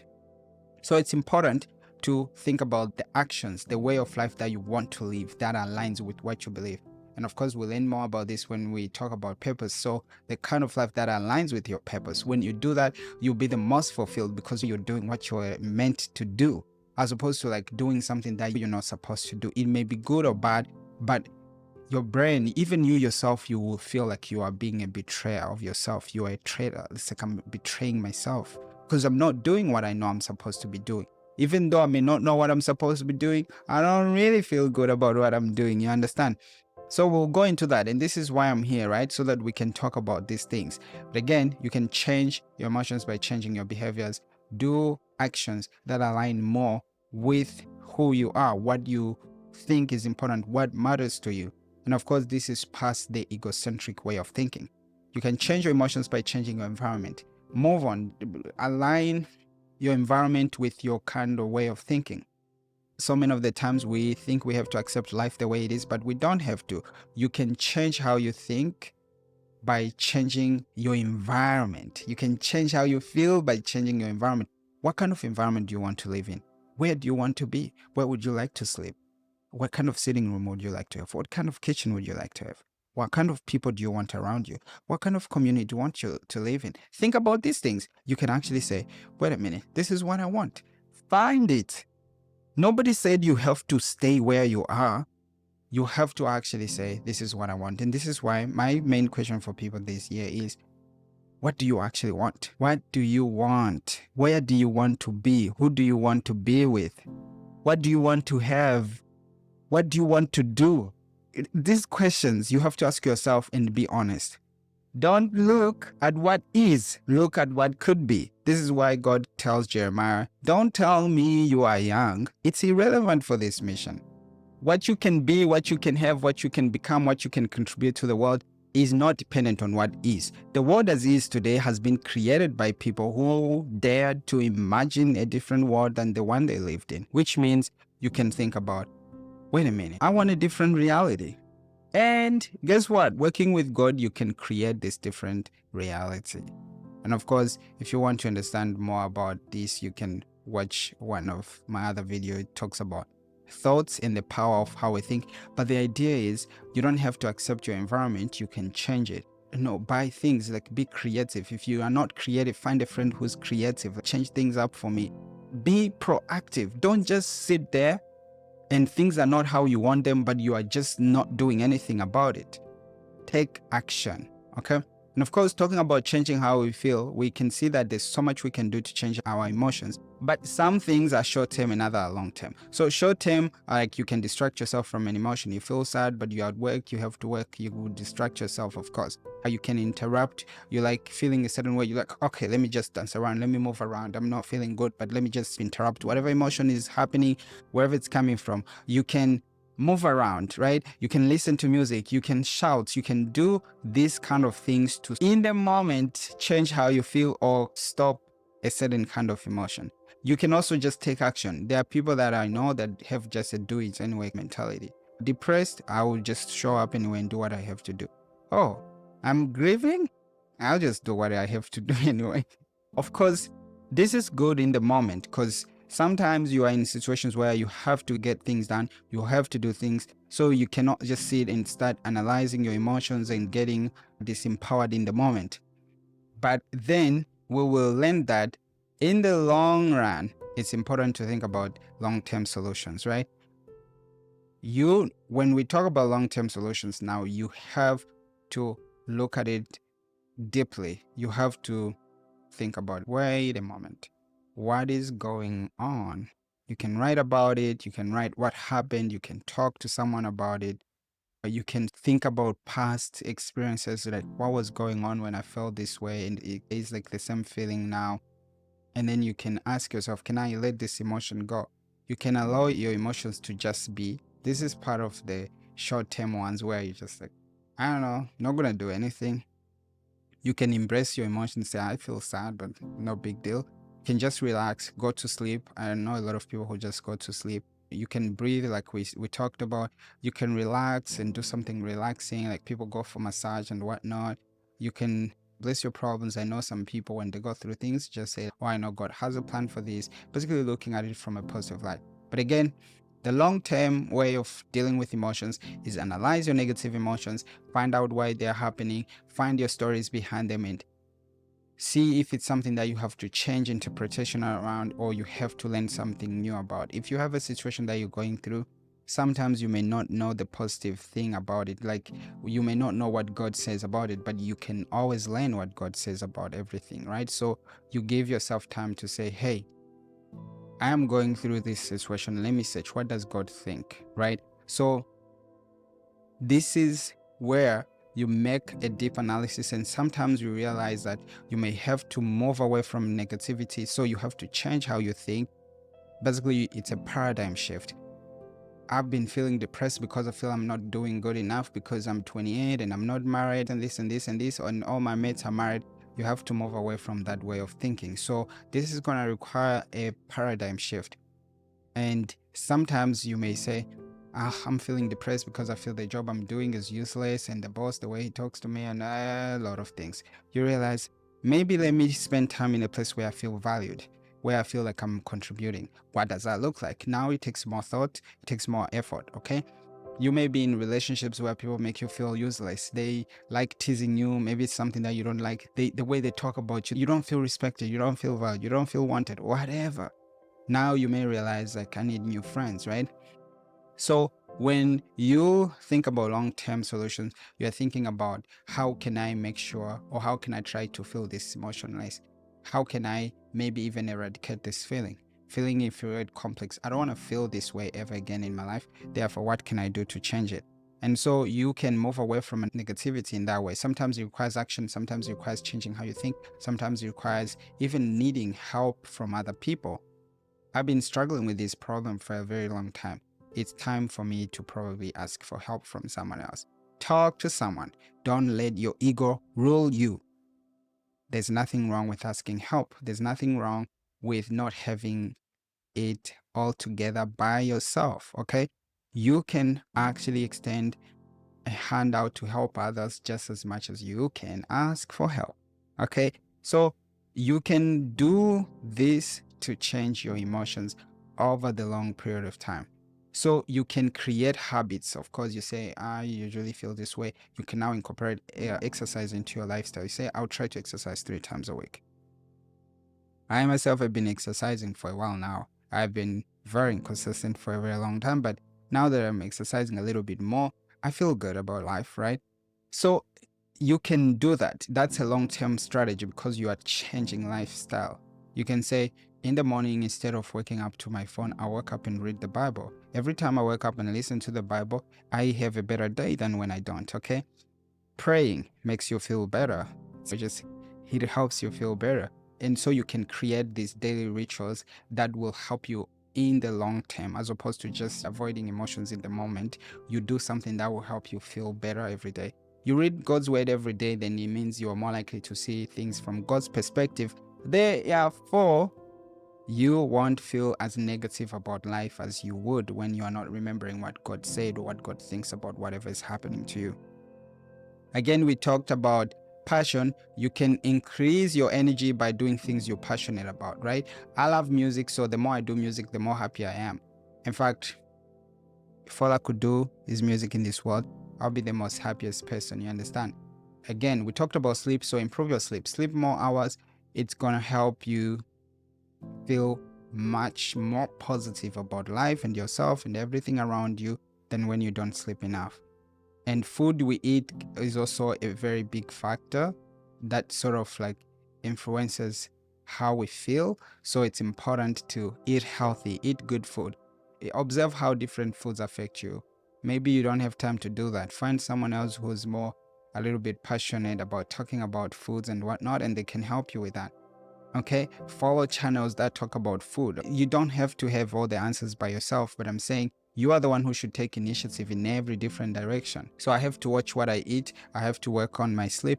I have to work on my exercising. I have to work on what I think by making sure that I intentionally put positive things before me so that I can feel better. You understand? Otherwise, welcome to negative emotions that constantly come back and back and back because there's no strategy to keep them away. So rest, breathe, do relaxing things. You are not a machine, you work. I love the Sabbath for that reason. You take a break, but the Sabbath can even be more tiring for some people because of their duties. So it's still important to take a day where you relax.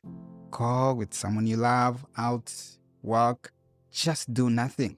Rest, lie in the park, do nothing. Whatever you find relaxing, do that thing. Go to the spa, massage. Those things are important. It's important for us to relax. It's going to influence our emotions overall, if that makes sense.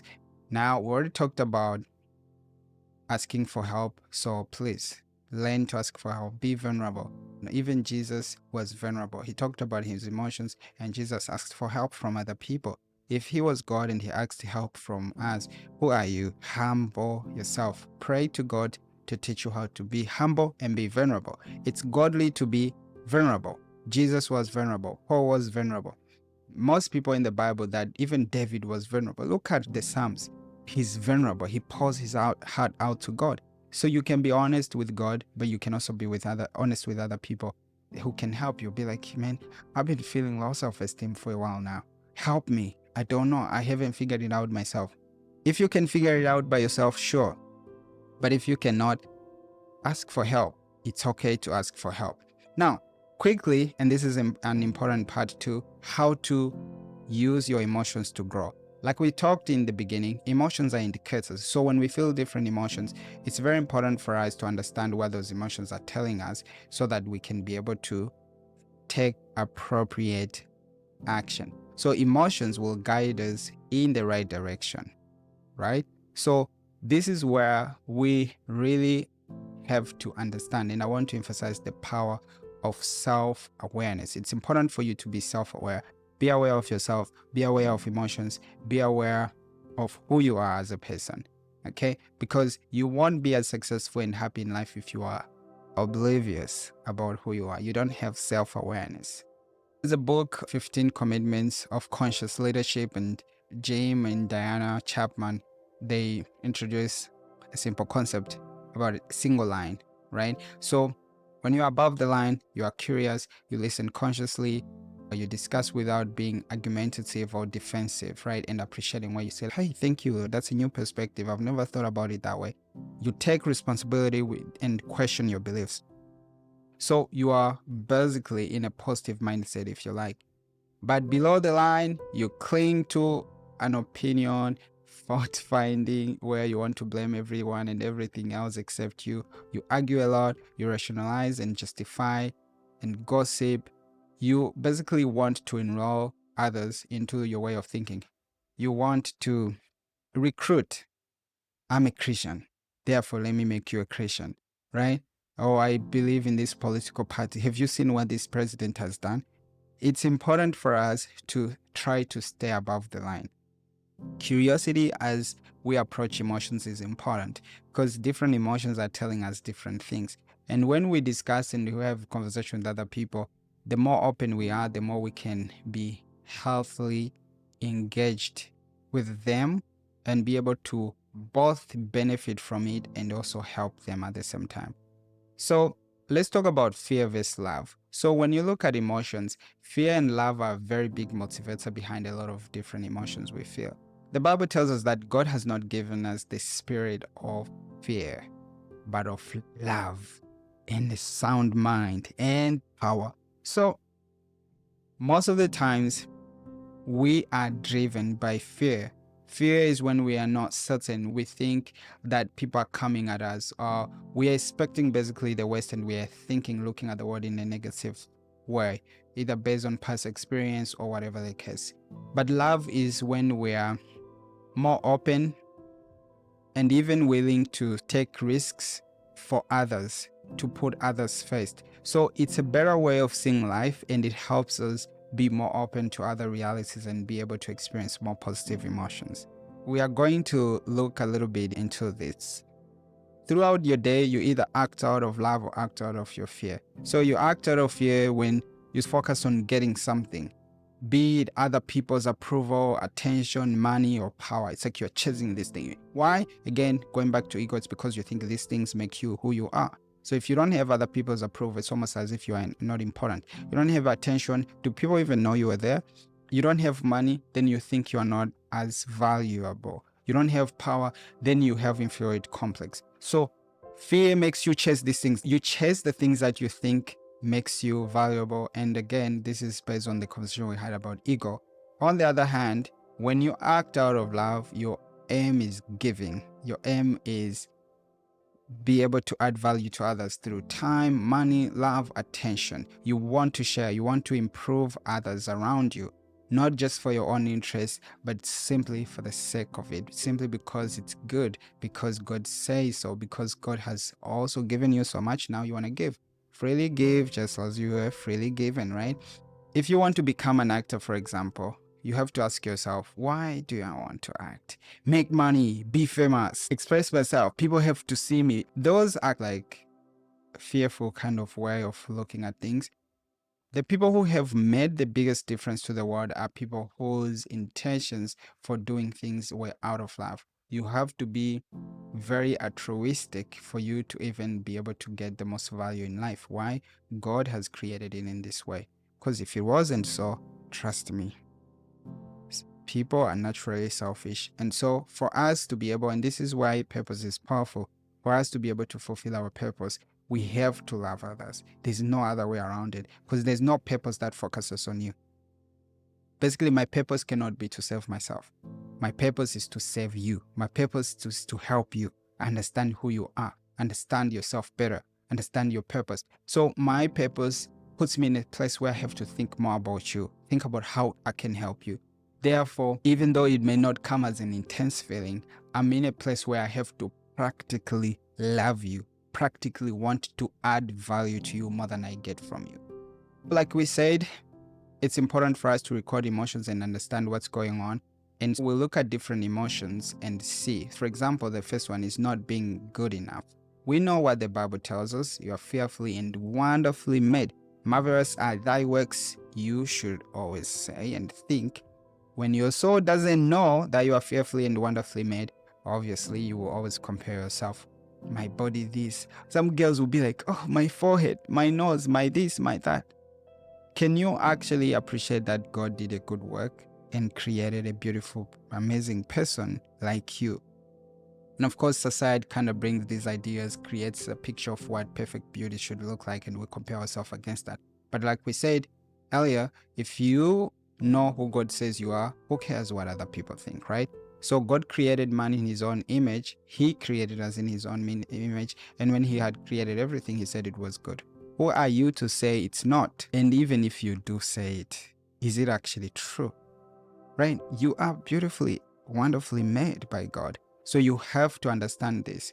So when you don't feel good enough, it's because there's a belief that you have about you that is wrong, right?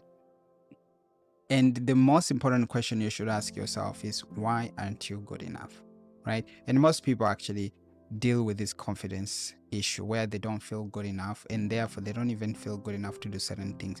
Even when God has called them in a specific direction, they don't feel good enough to do the things that God has asked them to do. So it's very important for us to understand why we are not feeling good enough, write the reasons that we think we're not good enough, and simple, ask yourself, what does God think about these things?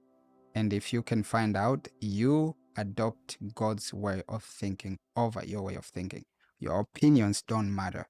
And this is how the world is designed. Because we were created by God, right? He's the one who made us.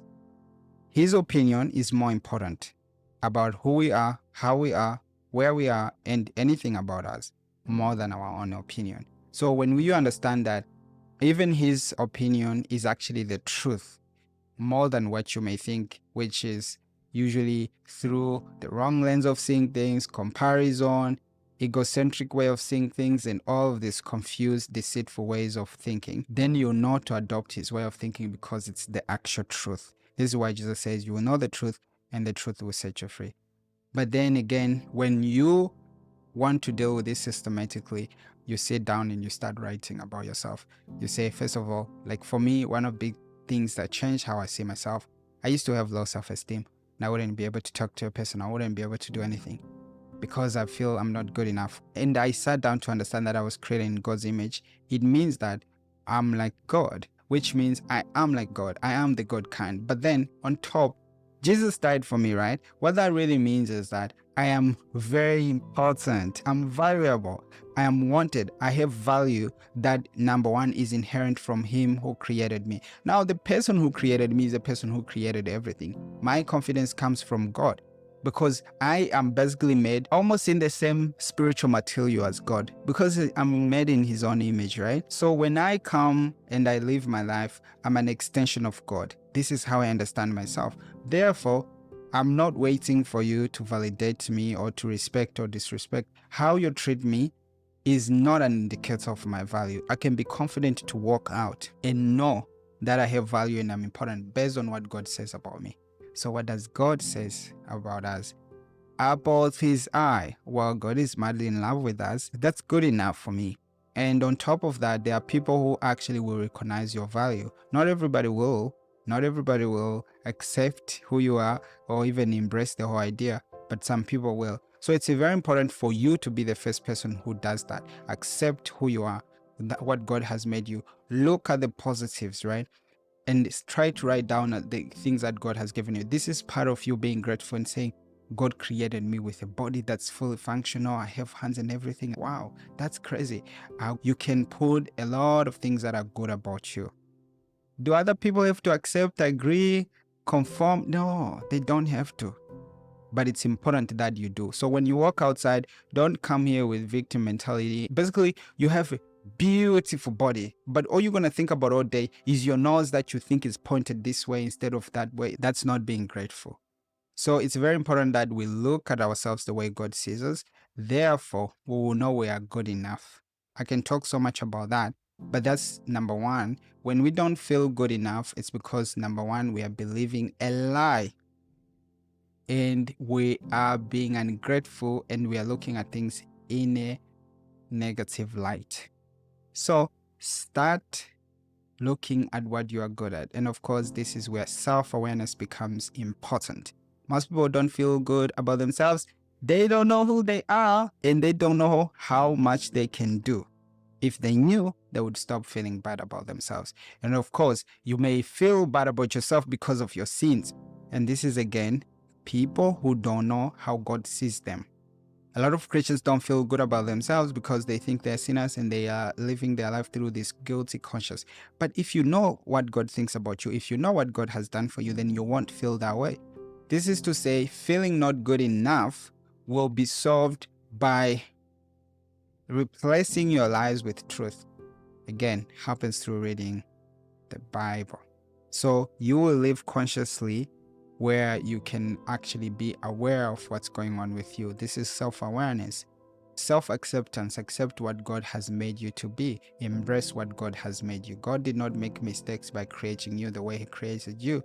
Rather, He has created you the way you are created, for you to fulfill a specific purpose that matches your body, your size, your shape, your personality, and everything that God has made you. So don't argue with Him about how He has made you. Rather be more curious about, why did you make me this way? Okay. It's very empowering because now you can realize that God has made you a specific way for your specific purpose. If we all had the same purpose, then we would be like robots. God would create us like identical.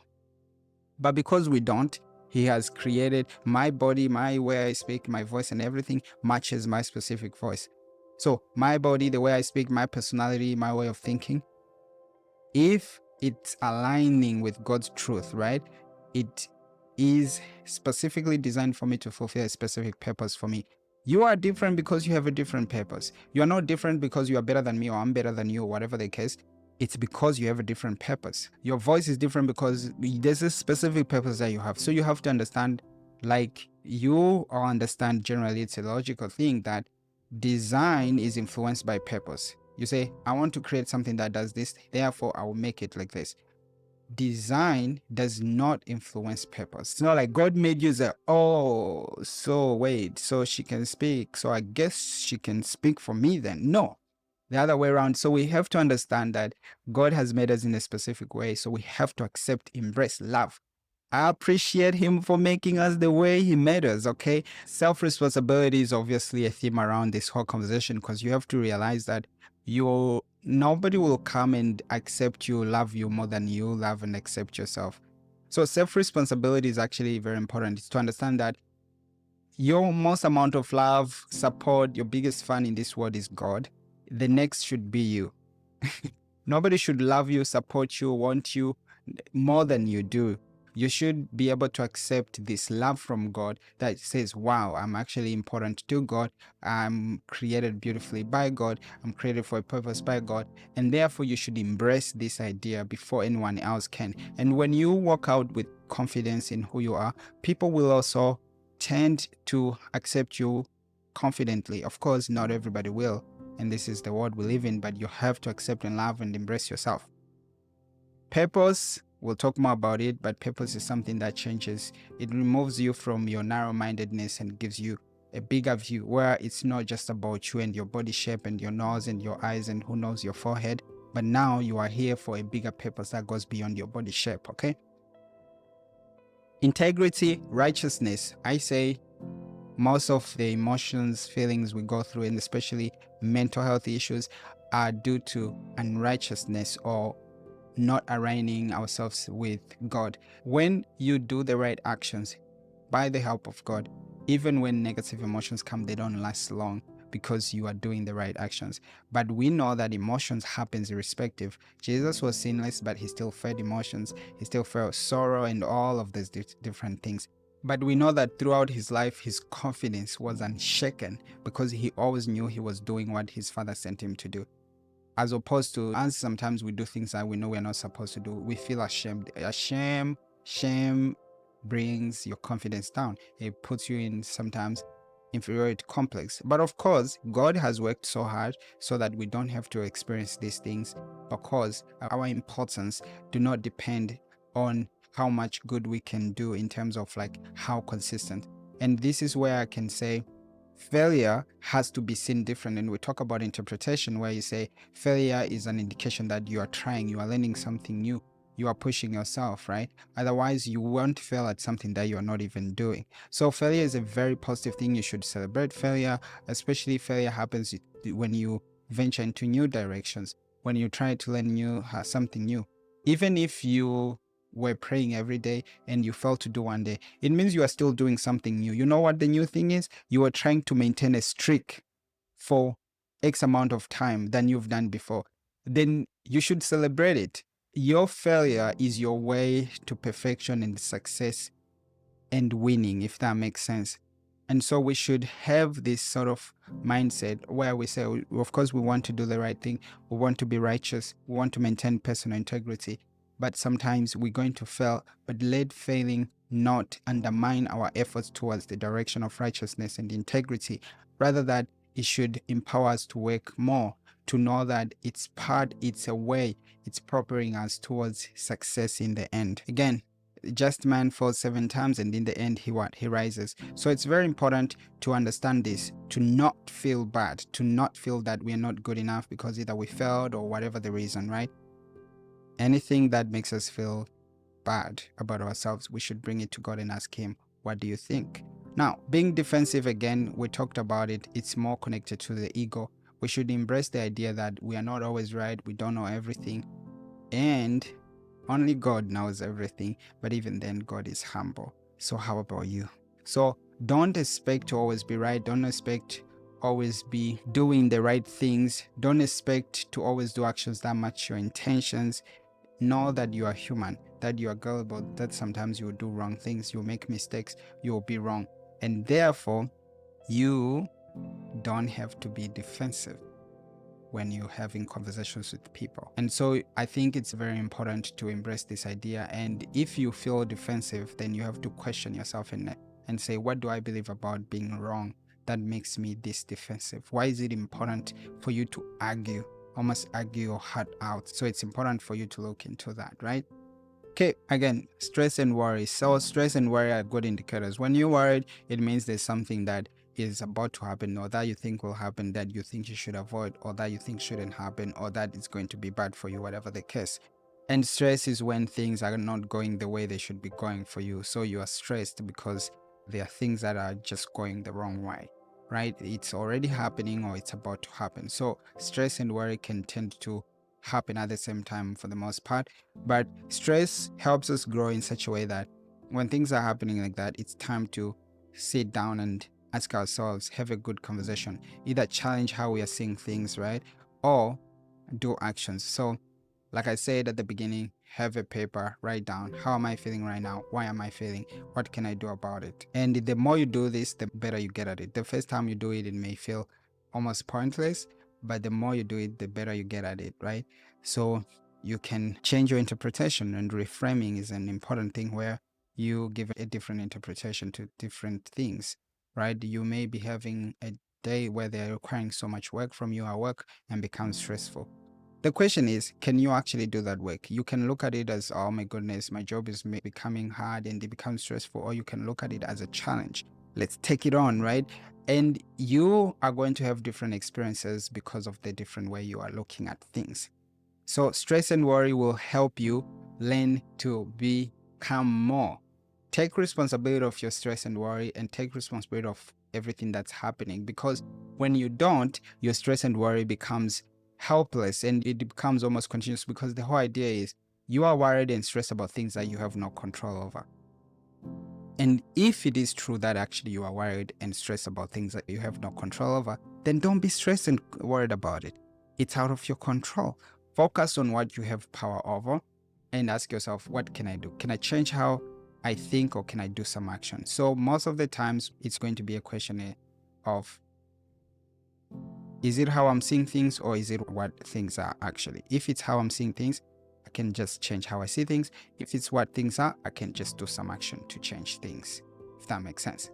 Now, we move on quickly to caring what people think of you. We already talked about this. This is because you don't know the truth. And the truth is that God's opinion about our life is more important than anyone's opinion. So when people care for us, it doesn't make them an expert on us. When people love us, it doesn't make them always truthful.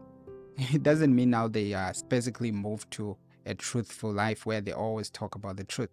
Which means the people around you, the people who love you, your mother, your parents, they can say bad things, wrong things, lies about you. Don't take it personally, always think, is it true? Does it align with the truth that God says about me? And I already talked about purpose, how your purpose won't be known sometimes by the people around you, and they will assign you different things that they think in their eyes, those things look good, right? So it's very important to ask yourself, what does the ultimate truth say, which comes from God? Your lover, your mother, whoever can say things that are not true. You should learn to not give importance to what people think and say. Rather, learn to interact with what they say and evaluate its truthfulness, preciseness, accuracy. I know naturally we tend to just give people trust and then we just believe everything they say, but that's a dangerous way of living. Because one day that same person who said, I love you, will tell you you're such a useless person, you're such a loser, and then what will happen now? So it's important for us to understand that what matters about us is what God says, okay? So my idea of life now is, I don't care what you think, I don't care what you say, I care what God says. If what you say aligns with God, thank God, but your opinion is not as important as it used to be to me, if that makes sense. So caring about people, again, it's believing a lie that people always tell the truth, or that people, even if a person sees you one way, people are wrong. Even if someone you love sees you a certain way, people make mistakes. Even you yourself, you don't always see things the right way. This is why you should be more interested and stay above the line where you are curious, you are open, so that way you can have a conversation with someone. If somebody believes you did something wrong, of course it's important that person sees you in a positive light. Now you can just ask for conversations. Hey, can we get coffee? I just want to clarify a few things. And then you talk about it, and then they'll be like, oh my goodness, I'm sorry, I thought this way because of this way. And then you move on. Don't take it personally, don't dwell on it. Also, another thing is, especially in relationships, sometimes people will hear things about you and they believe it. And then you are disappointed that they believed it. Don't be too disappointed and take it personally, because this person may have a trust relationship with the other person. Just understand that, especially it's a learning experience for you and them to tell them like, hey, don't always believe what you hear. Maybe next time let's engage in a conversation, be more curious, as opposed to just taking on things and just believing them the way they come because they come from someone we trust. And this is what speculative knowledge relies on, people's trust, right? Like, you trust me, then I say something, even if it's wrong, you just take it the same way, especially if I'm saying something about somebody else. Say, have you seen so and oh my goodness, if you hear what he just said, and you were not there, but you would take and carry on this story to another person. Or you may even call them and say, I'm so disappointed in you. How can you say this? Did you hear me say it? No, but someone else who I trust told me you did. Is it true? People are not always right. So I think one of the biggest point from this is to learn that let every man be a liar, but God is the truthful one.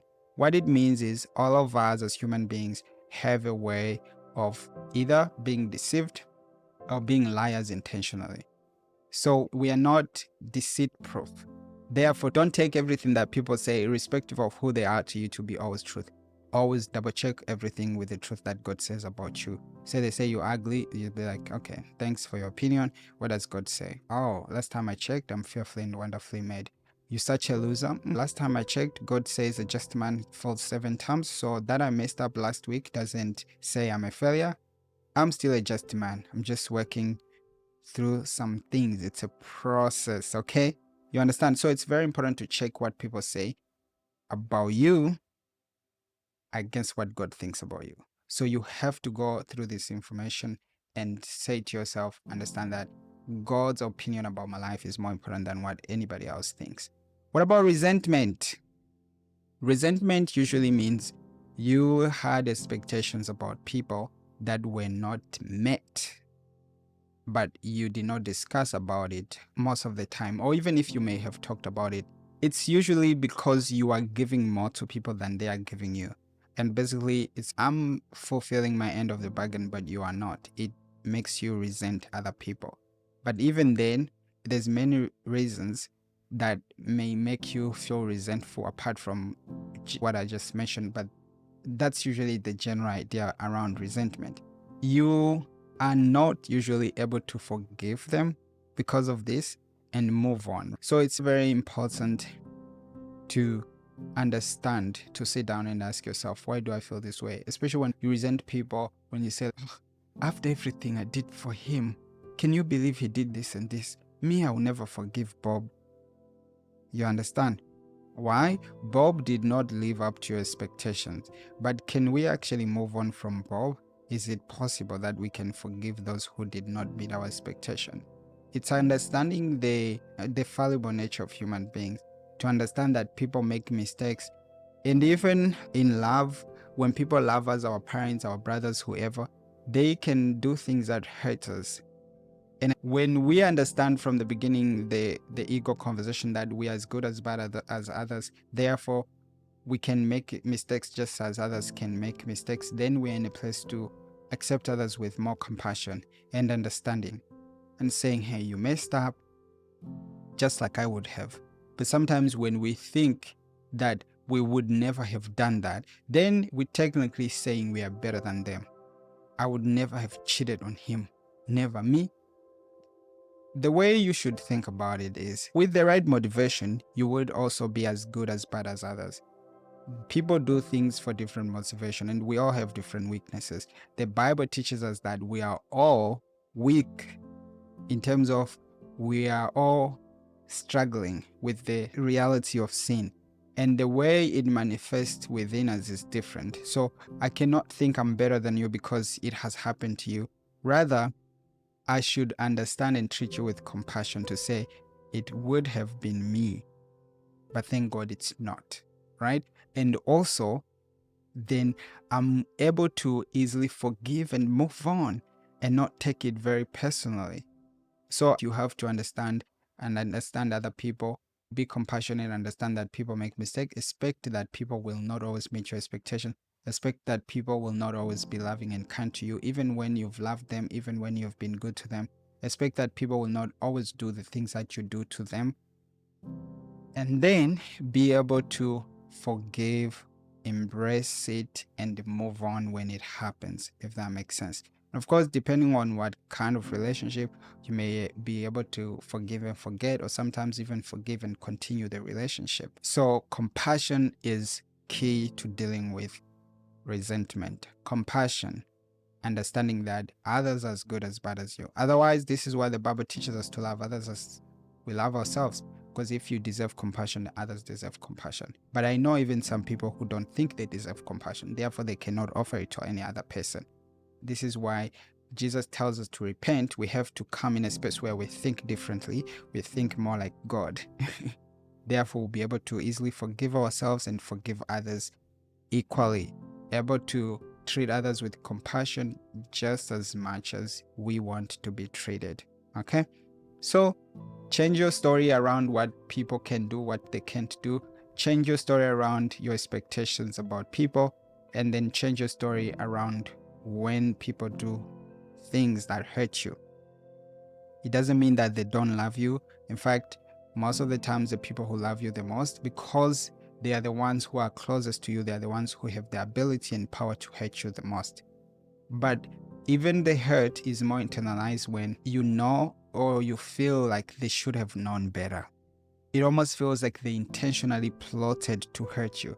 But most of the things that happen is because people just don't know, or it was an oversight. And sometimes it's because of expectations that were not communicated, things that were not clear. And sometimes it happens a lot when somebody does this action for you, it means this thing. I thought we were friends, but the other person didn't see it that way. So it's very important to always go through your narratives surrounding relationships and your expectations around people, to know that if there's something that you expect, maybe try communicate it and make sure you're on the same page with people. But even then, people may still fall short of that expectation that you set up, even if you talk about it and agree with it. Have compassion and be able to forgive and move on. Okay? Now, jealousy stems from not feeling like you are good enough. It's when you think other people have something that you wish you had. Why do they have it and you don't have it? Maybe you are not good enough. So your quickest way of processing that, it's basically thinking, oh, life is unfair. Can't believe he just bought another car. Meanwhile, I've been working this job and I haven't even saved enough to buy just a simple car, right? So you feel jealousy because you don't think you are doing as good as others. So basically, in other words, you're not good enough. And someone was even talking about stealing, which is like when you steal, you are making a statement to God that you don't think that God has a plan to take care of you. Therefore, you have to take it in your own hands. But soon as you actually know the reality that you are as good as bad as others, that basically God cares for you just as much as the next person, you will have a different conversation surrounding the expectations you have about yourself. So, because God loves me enough and He has made all the opportunities and resources available to me, I will be a millionaire, okay? I will be very rich. I will fulfill my purpose. I will do everything that He requires me to do. Therefore, I won't have any time to sit and feel bad or less or better than any other person, considering especially that we have different journeys and everybody has a different purpose. So I have no time to feel jealousy about any other person, especially because I'm busy trying to do what I know God has created me to do. So jealousy can stem from that. Another thing that happens with jealousy is when you think someone is taking what is yours. And this obviously is more clearly seen in love. You are spending time with my girlfriend. That time is my time. That girlfriend, mine. Therefore, it's going to invoke this feeling, jealous feeling. So surrounding love, it's very important also to have a story to say, as much as this person is in love with me, maybe I don't own them, they can talk to other people. Basically having a healthier, balanced way of seeing things. Of course, if you are in a marriage, someone else is sleeping with your wife, of course, that should make you feel jealous because that person is literally doing what they shouldn't do with your wife. They are doing what you are only supposed to do with your wife. It's an idea, but then some of the things are a little bit extreme. So you have to find a balanced way of seeing things to say, this is mine, or this is the kind of relationship I have with you. This is what we and communicate these things. Some things apparently are supposed to be no-brainers, but you never know. So always communicate these things, set up expectations, but above all, know that God has enough for you. Know that God has all the things that you need and want, even more. Therefore, instead of spending time feeling bad that God has given maybe something to someone else that maybe feel like yours, spend time conversing with Him about what is yours and how to get it. What are you supposed to do? The person who became a millionaire did not become a millionaire by fasting and praying alone. They did something. They either opened a business, they started working towards their passion, or they were doing whatever God asked them to do, and then therefore God blessed them with the money. It's an example, right? The person who married a beautiful, understanding, supportive wife did not get them just by sleeping and praying. Even if they prayed, God may have asked them to do specific things in that direction. So do something to get what is yours. What is yours is not given without your involvement. Okay, you have to get active and say, I'm going to wake up, walk in the direction of what is mine, because I know God has enough for me. God has enough money for me. God has a beautiful, supportive, loving wife for me. God has all the things that I need, plus the things I want. So that will eradicate jealousy, knowing that God has the ability of taking care of you and He has everything for you. But otherwise, if you're struggling with that, you can sit and go through verses that enforces, reminds you that idea. Read them over and over again. I used to struggle a lot because I didn't think that God is always with me, so I used to feel lonely. But I read the verse, I will never leave you nor forsake you. What does that mean? He's always there. And of course, this verse is repeated many times. I've read this verse. Now I know God is always there. Even now He's here with me. Will I ever feel the same again? Absolutely not. So it's very important for us to ask ourselves what we're feeling. Our story, we can change the story by reading the Word of God, okay? It's that simple. Depression, this is the hardest one. Again, some of these negative feelings, especially depression, it can be addictive. Why? Just the way victim mentality is addictive, there's something nice about feeling like we don't have power. Do you know why? It takes away all the responsibility. If my life is a mess because of what my parents did, there's nothing I can do about it. In fact, I'm a victim. Everyone should understand and help me. I don't have to do anything. after what I went through with my wife, the way it has made me think now, I don't even see myself as important. That's victim mentality. Can you actually take responsibility of your problems and still be depressed? It's very hard. When you take responsibility, you will always ask yourself a question of, what can I do? When you ask yourself that question, you are most likely to find an answer. And that answer won't be to do nothing. Which is what depression makes us want to do. Do absolutely nothing. So it's very important for you to actually ask yourself what you believe about what's happening, but in everything. Take responsibility. And I have a video about that here too, but take responsibility. There is this idea of responsibility. And God says in the beginning there, I put life and death before you. Whose court is it in now? Yours. It's in your court. The ball is in your court. You have to make the move, make the decision. Say, do whatever that needs to be done. Make the move. God will help you, will support you with all the resources. But He's already actually done that. So then it's waiting. Everything is waiting for you to move. God is waiting for you to make the move. So when you take responsibility and know that things are the way they are because of you, then you are more empowered to take action than when you are blaming. So most of the times, depression happens because we are feeling hopeless. We're almost feeling like this thing over us that has power over us, right? Or someone is doing something that we have no control over.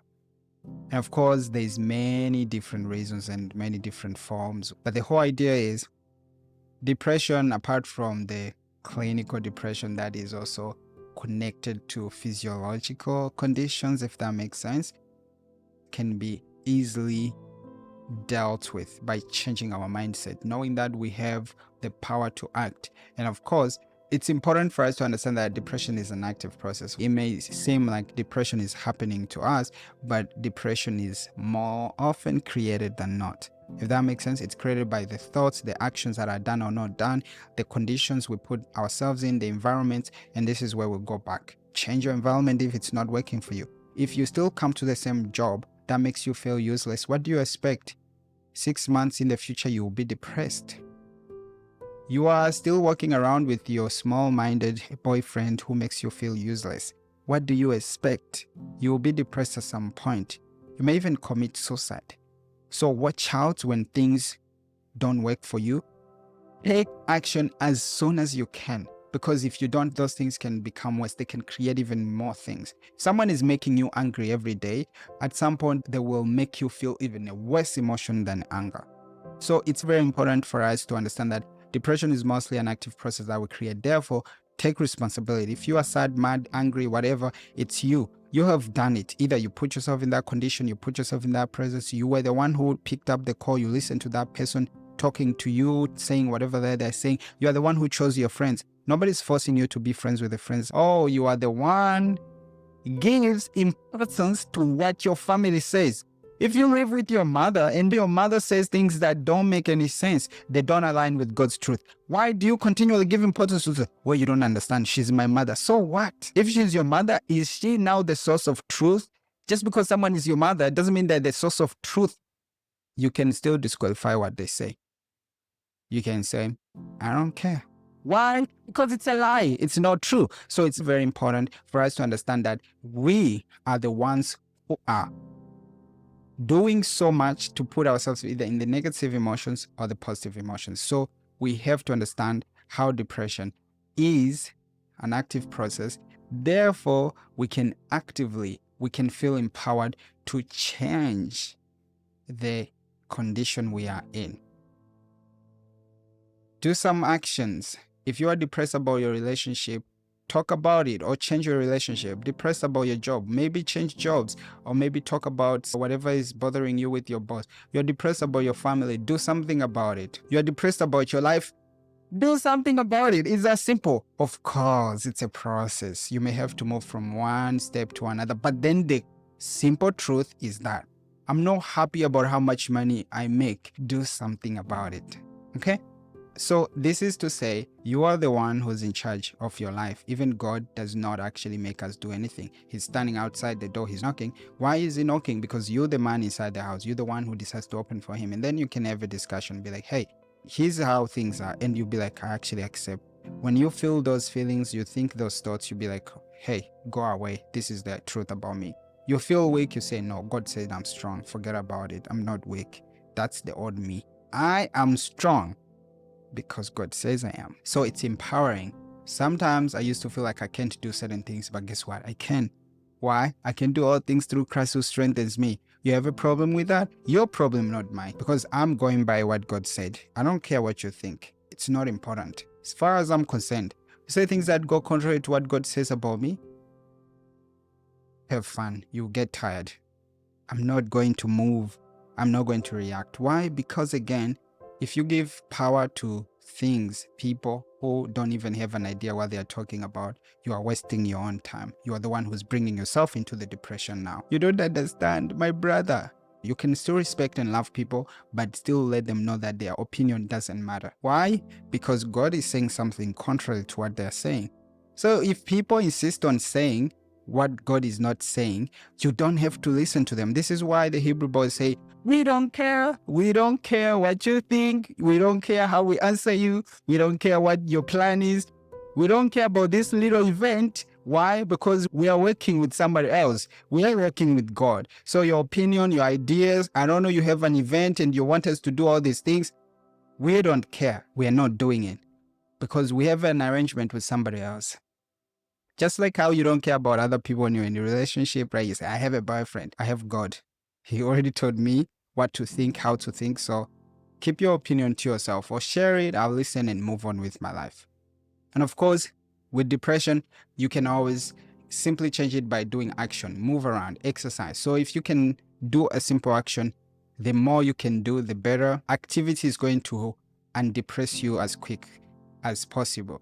And one of the biggest things that will help with depression is if you cannot fully figure out what's going on with you, like what's depressing you, trying to focus on other people will help you in the moment because love actually makes us happy. Helping others makes us happy for the most part.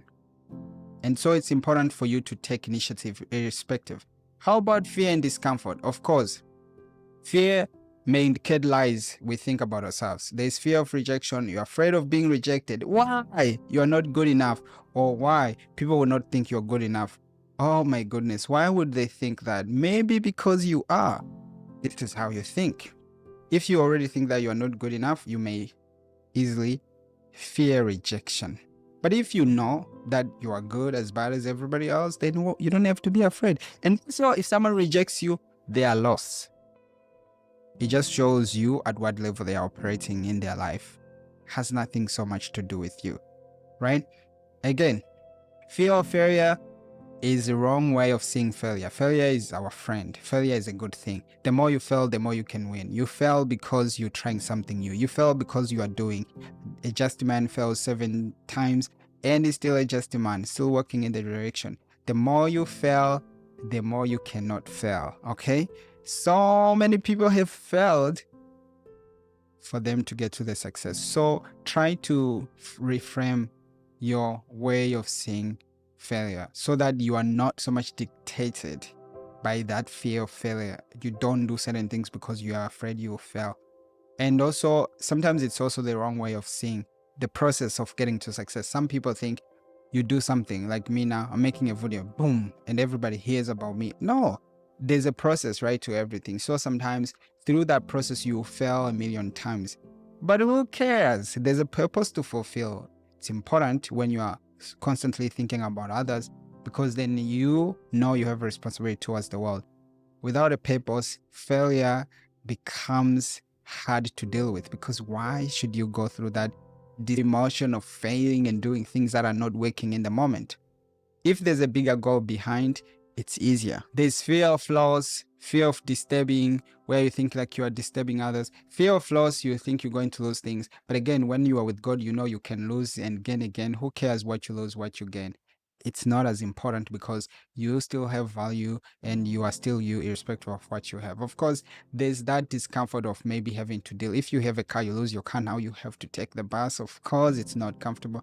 But guess what? Millions of people take the bus every day and it's normal. It happens. You get another car. So it's not as bad as it seems. In short, fear of disturbing comes from fear of not being good enough, not being as important enough. If you're important enough, you say, hey, do you have a quick 5 minutes to chat?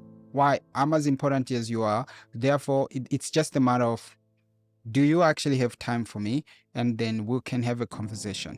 Oh, I'm sorry if I'm not disturbing you. What do you mean? I'm adding value to you. I'm giving you an experience that you'll never have. I'm unique, fearfully, wonderfully made. So every minute I spend with you, talking with you, I'm giving you an opportunity that you can never buy, even if you are the richest person. You cannot force me to want to talk to you. Therefore, I'm not disturbing. Be with people who appreciate you. Be with people who appreciate you talking with them. If anybody makes you feel like talking to them is such a waste of time, they're like, hey, why are you calling?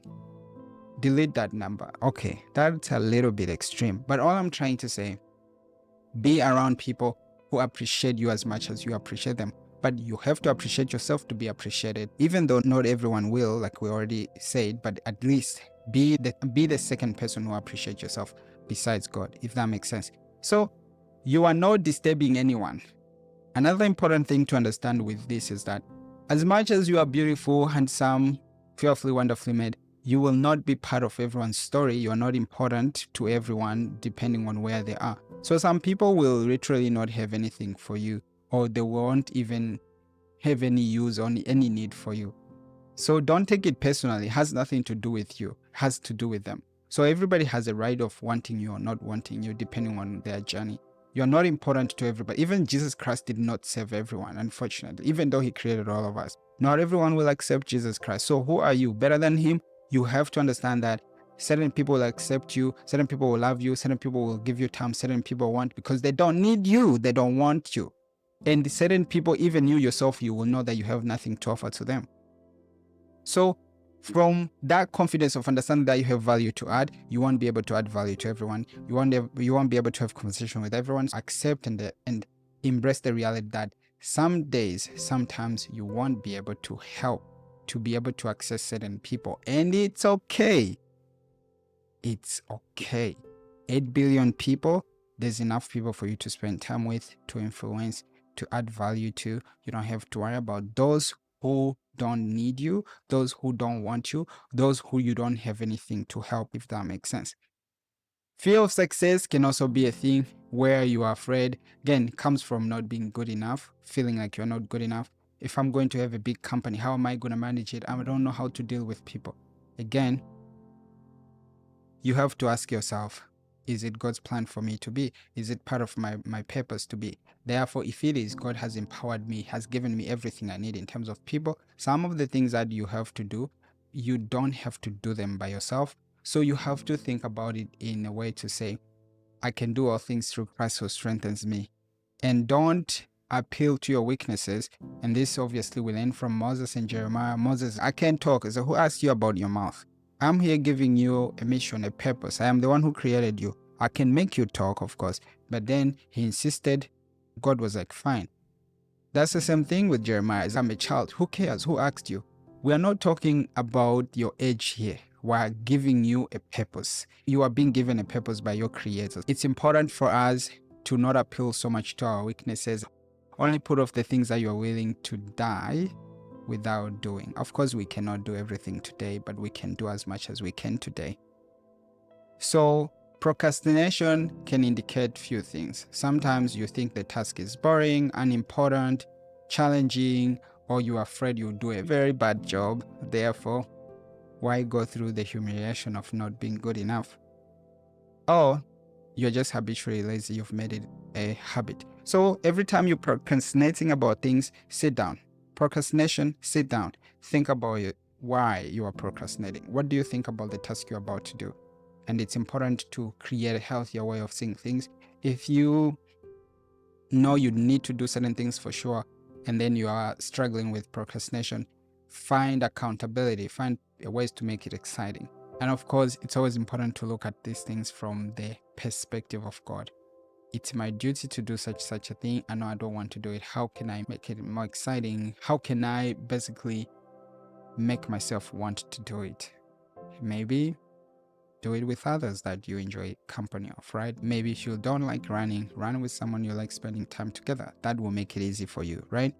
How to crush procrastination in 16 simple ways. Understand why you're procrastinating.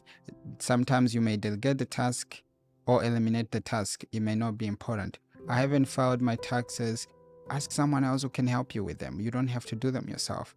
Spend time identifying all reasons behind your procrastination. Be honest with yourself.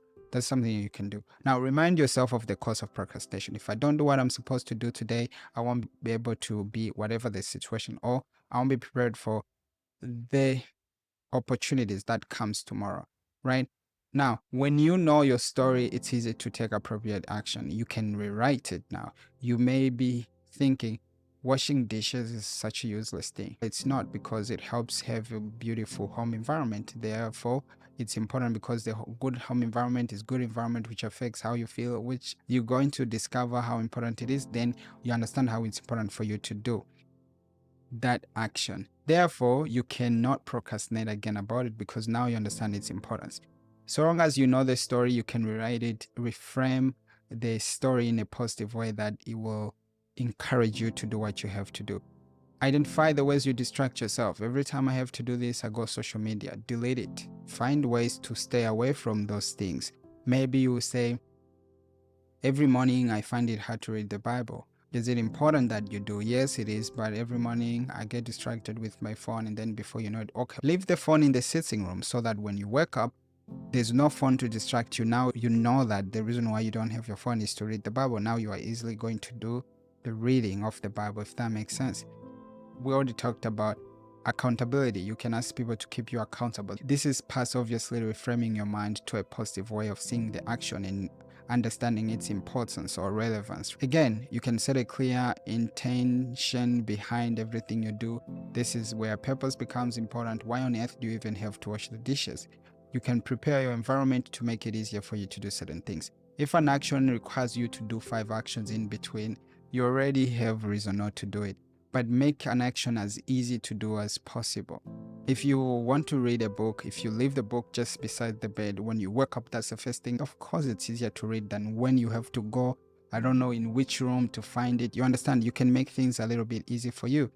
Again, start small. If you have actions that you have to do and they are huge tasks, try to cut them into smaller pieces that are more manageable, more easier to do, more quicker, more shorter times. That way it's easier to do the whole thing overall than when you think of it as this big giant thing that you have to do. You can create daily habits to support you. So basically attach the things you want to do to things that you always do. So you say, I brush my teeth every morning. So you can attach things to your daily habits and say, after I brush my teeth, because I always do, I'm going to read the Bible. It's easier to do that. You can create habits that way. And of course, use visualization, right? See yourself as capable enough to do those things, and you can build accountability like we already talked about. How about lack of motivation? Lack of motivation usually indicates you are doing things that you don't really like, you're not excited about, you don't see the use of it. Even though you may know you have to do it, it's not as exciting enough. This is why it's very important to look for your passion and purposes. Once you find your passion and purpose, then you can attach, for example, let me say, this is my passion, this is my purpose. If I go to work, I'm not going to work because this is all I can do. I'm just going to work because this is what I have to do now, so that I can be able to fulfill my purpose and do what I'm passionate about. And then eventually I'll even quit my job and start doing what I'm passionate about full time. You understand? So it's important to understand that, for example, when every time you don't feel like motivated, it's because you're not doing what you love. You are not doing the thing that you were created to do. You are not doing what you're passionate about. So talking about emotions, as you can see, there's a lot of self-awareness that has to happen, a lot of self-introspection that has to happen. On your end, you have to sit. No one is coming. I'm already here. However, maybe nobody else will come to make you do the things or make you sit and question your life to see why you feel or why you see things how you see them. You have to take that responsibility yourself today and say, I'm going to sit down, write down everything and understand why I'm feeling, how I'm feeling, why I'm doing what I'm doing, how I'm doing it. and then try to change my stories. We are going to have soon a video about identity. That way we can deal with ego completely. That way you don't see yourself in the wrong way. You are not your culture, your gender, and all of these things that your identity attaches itself to.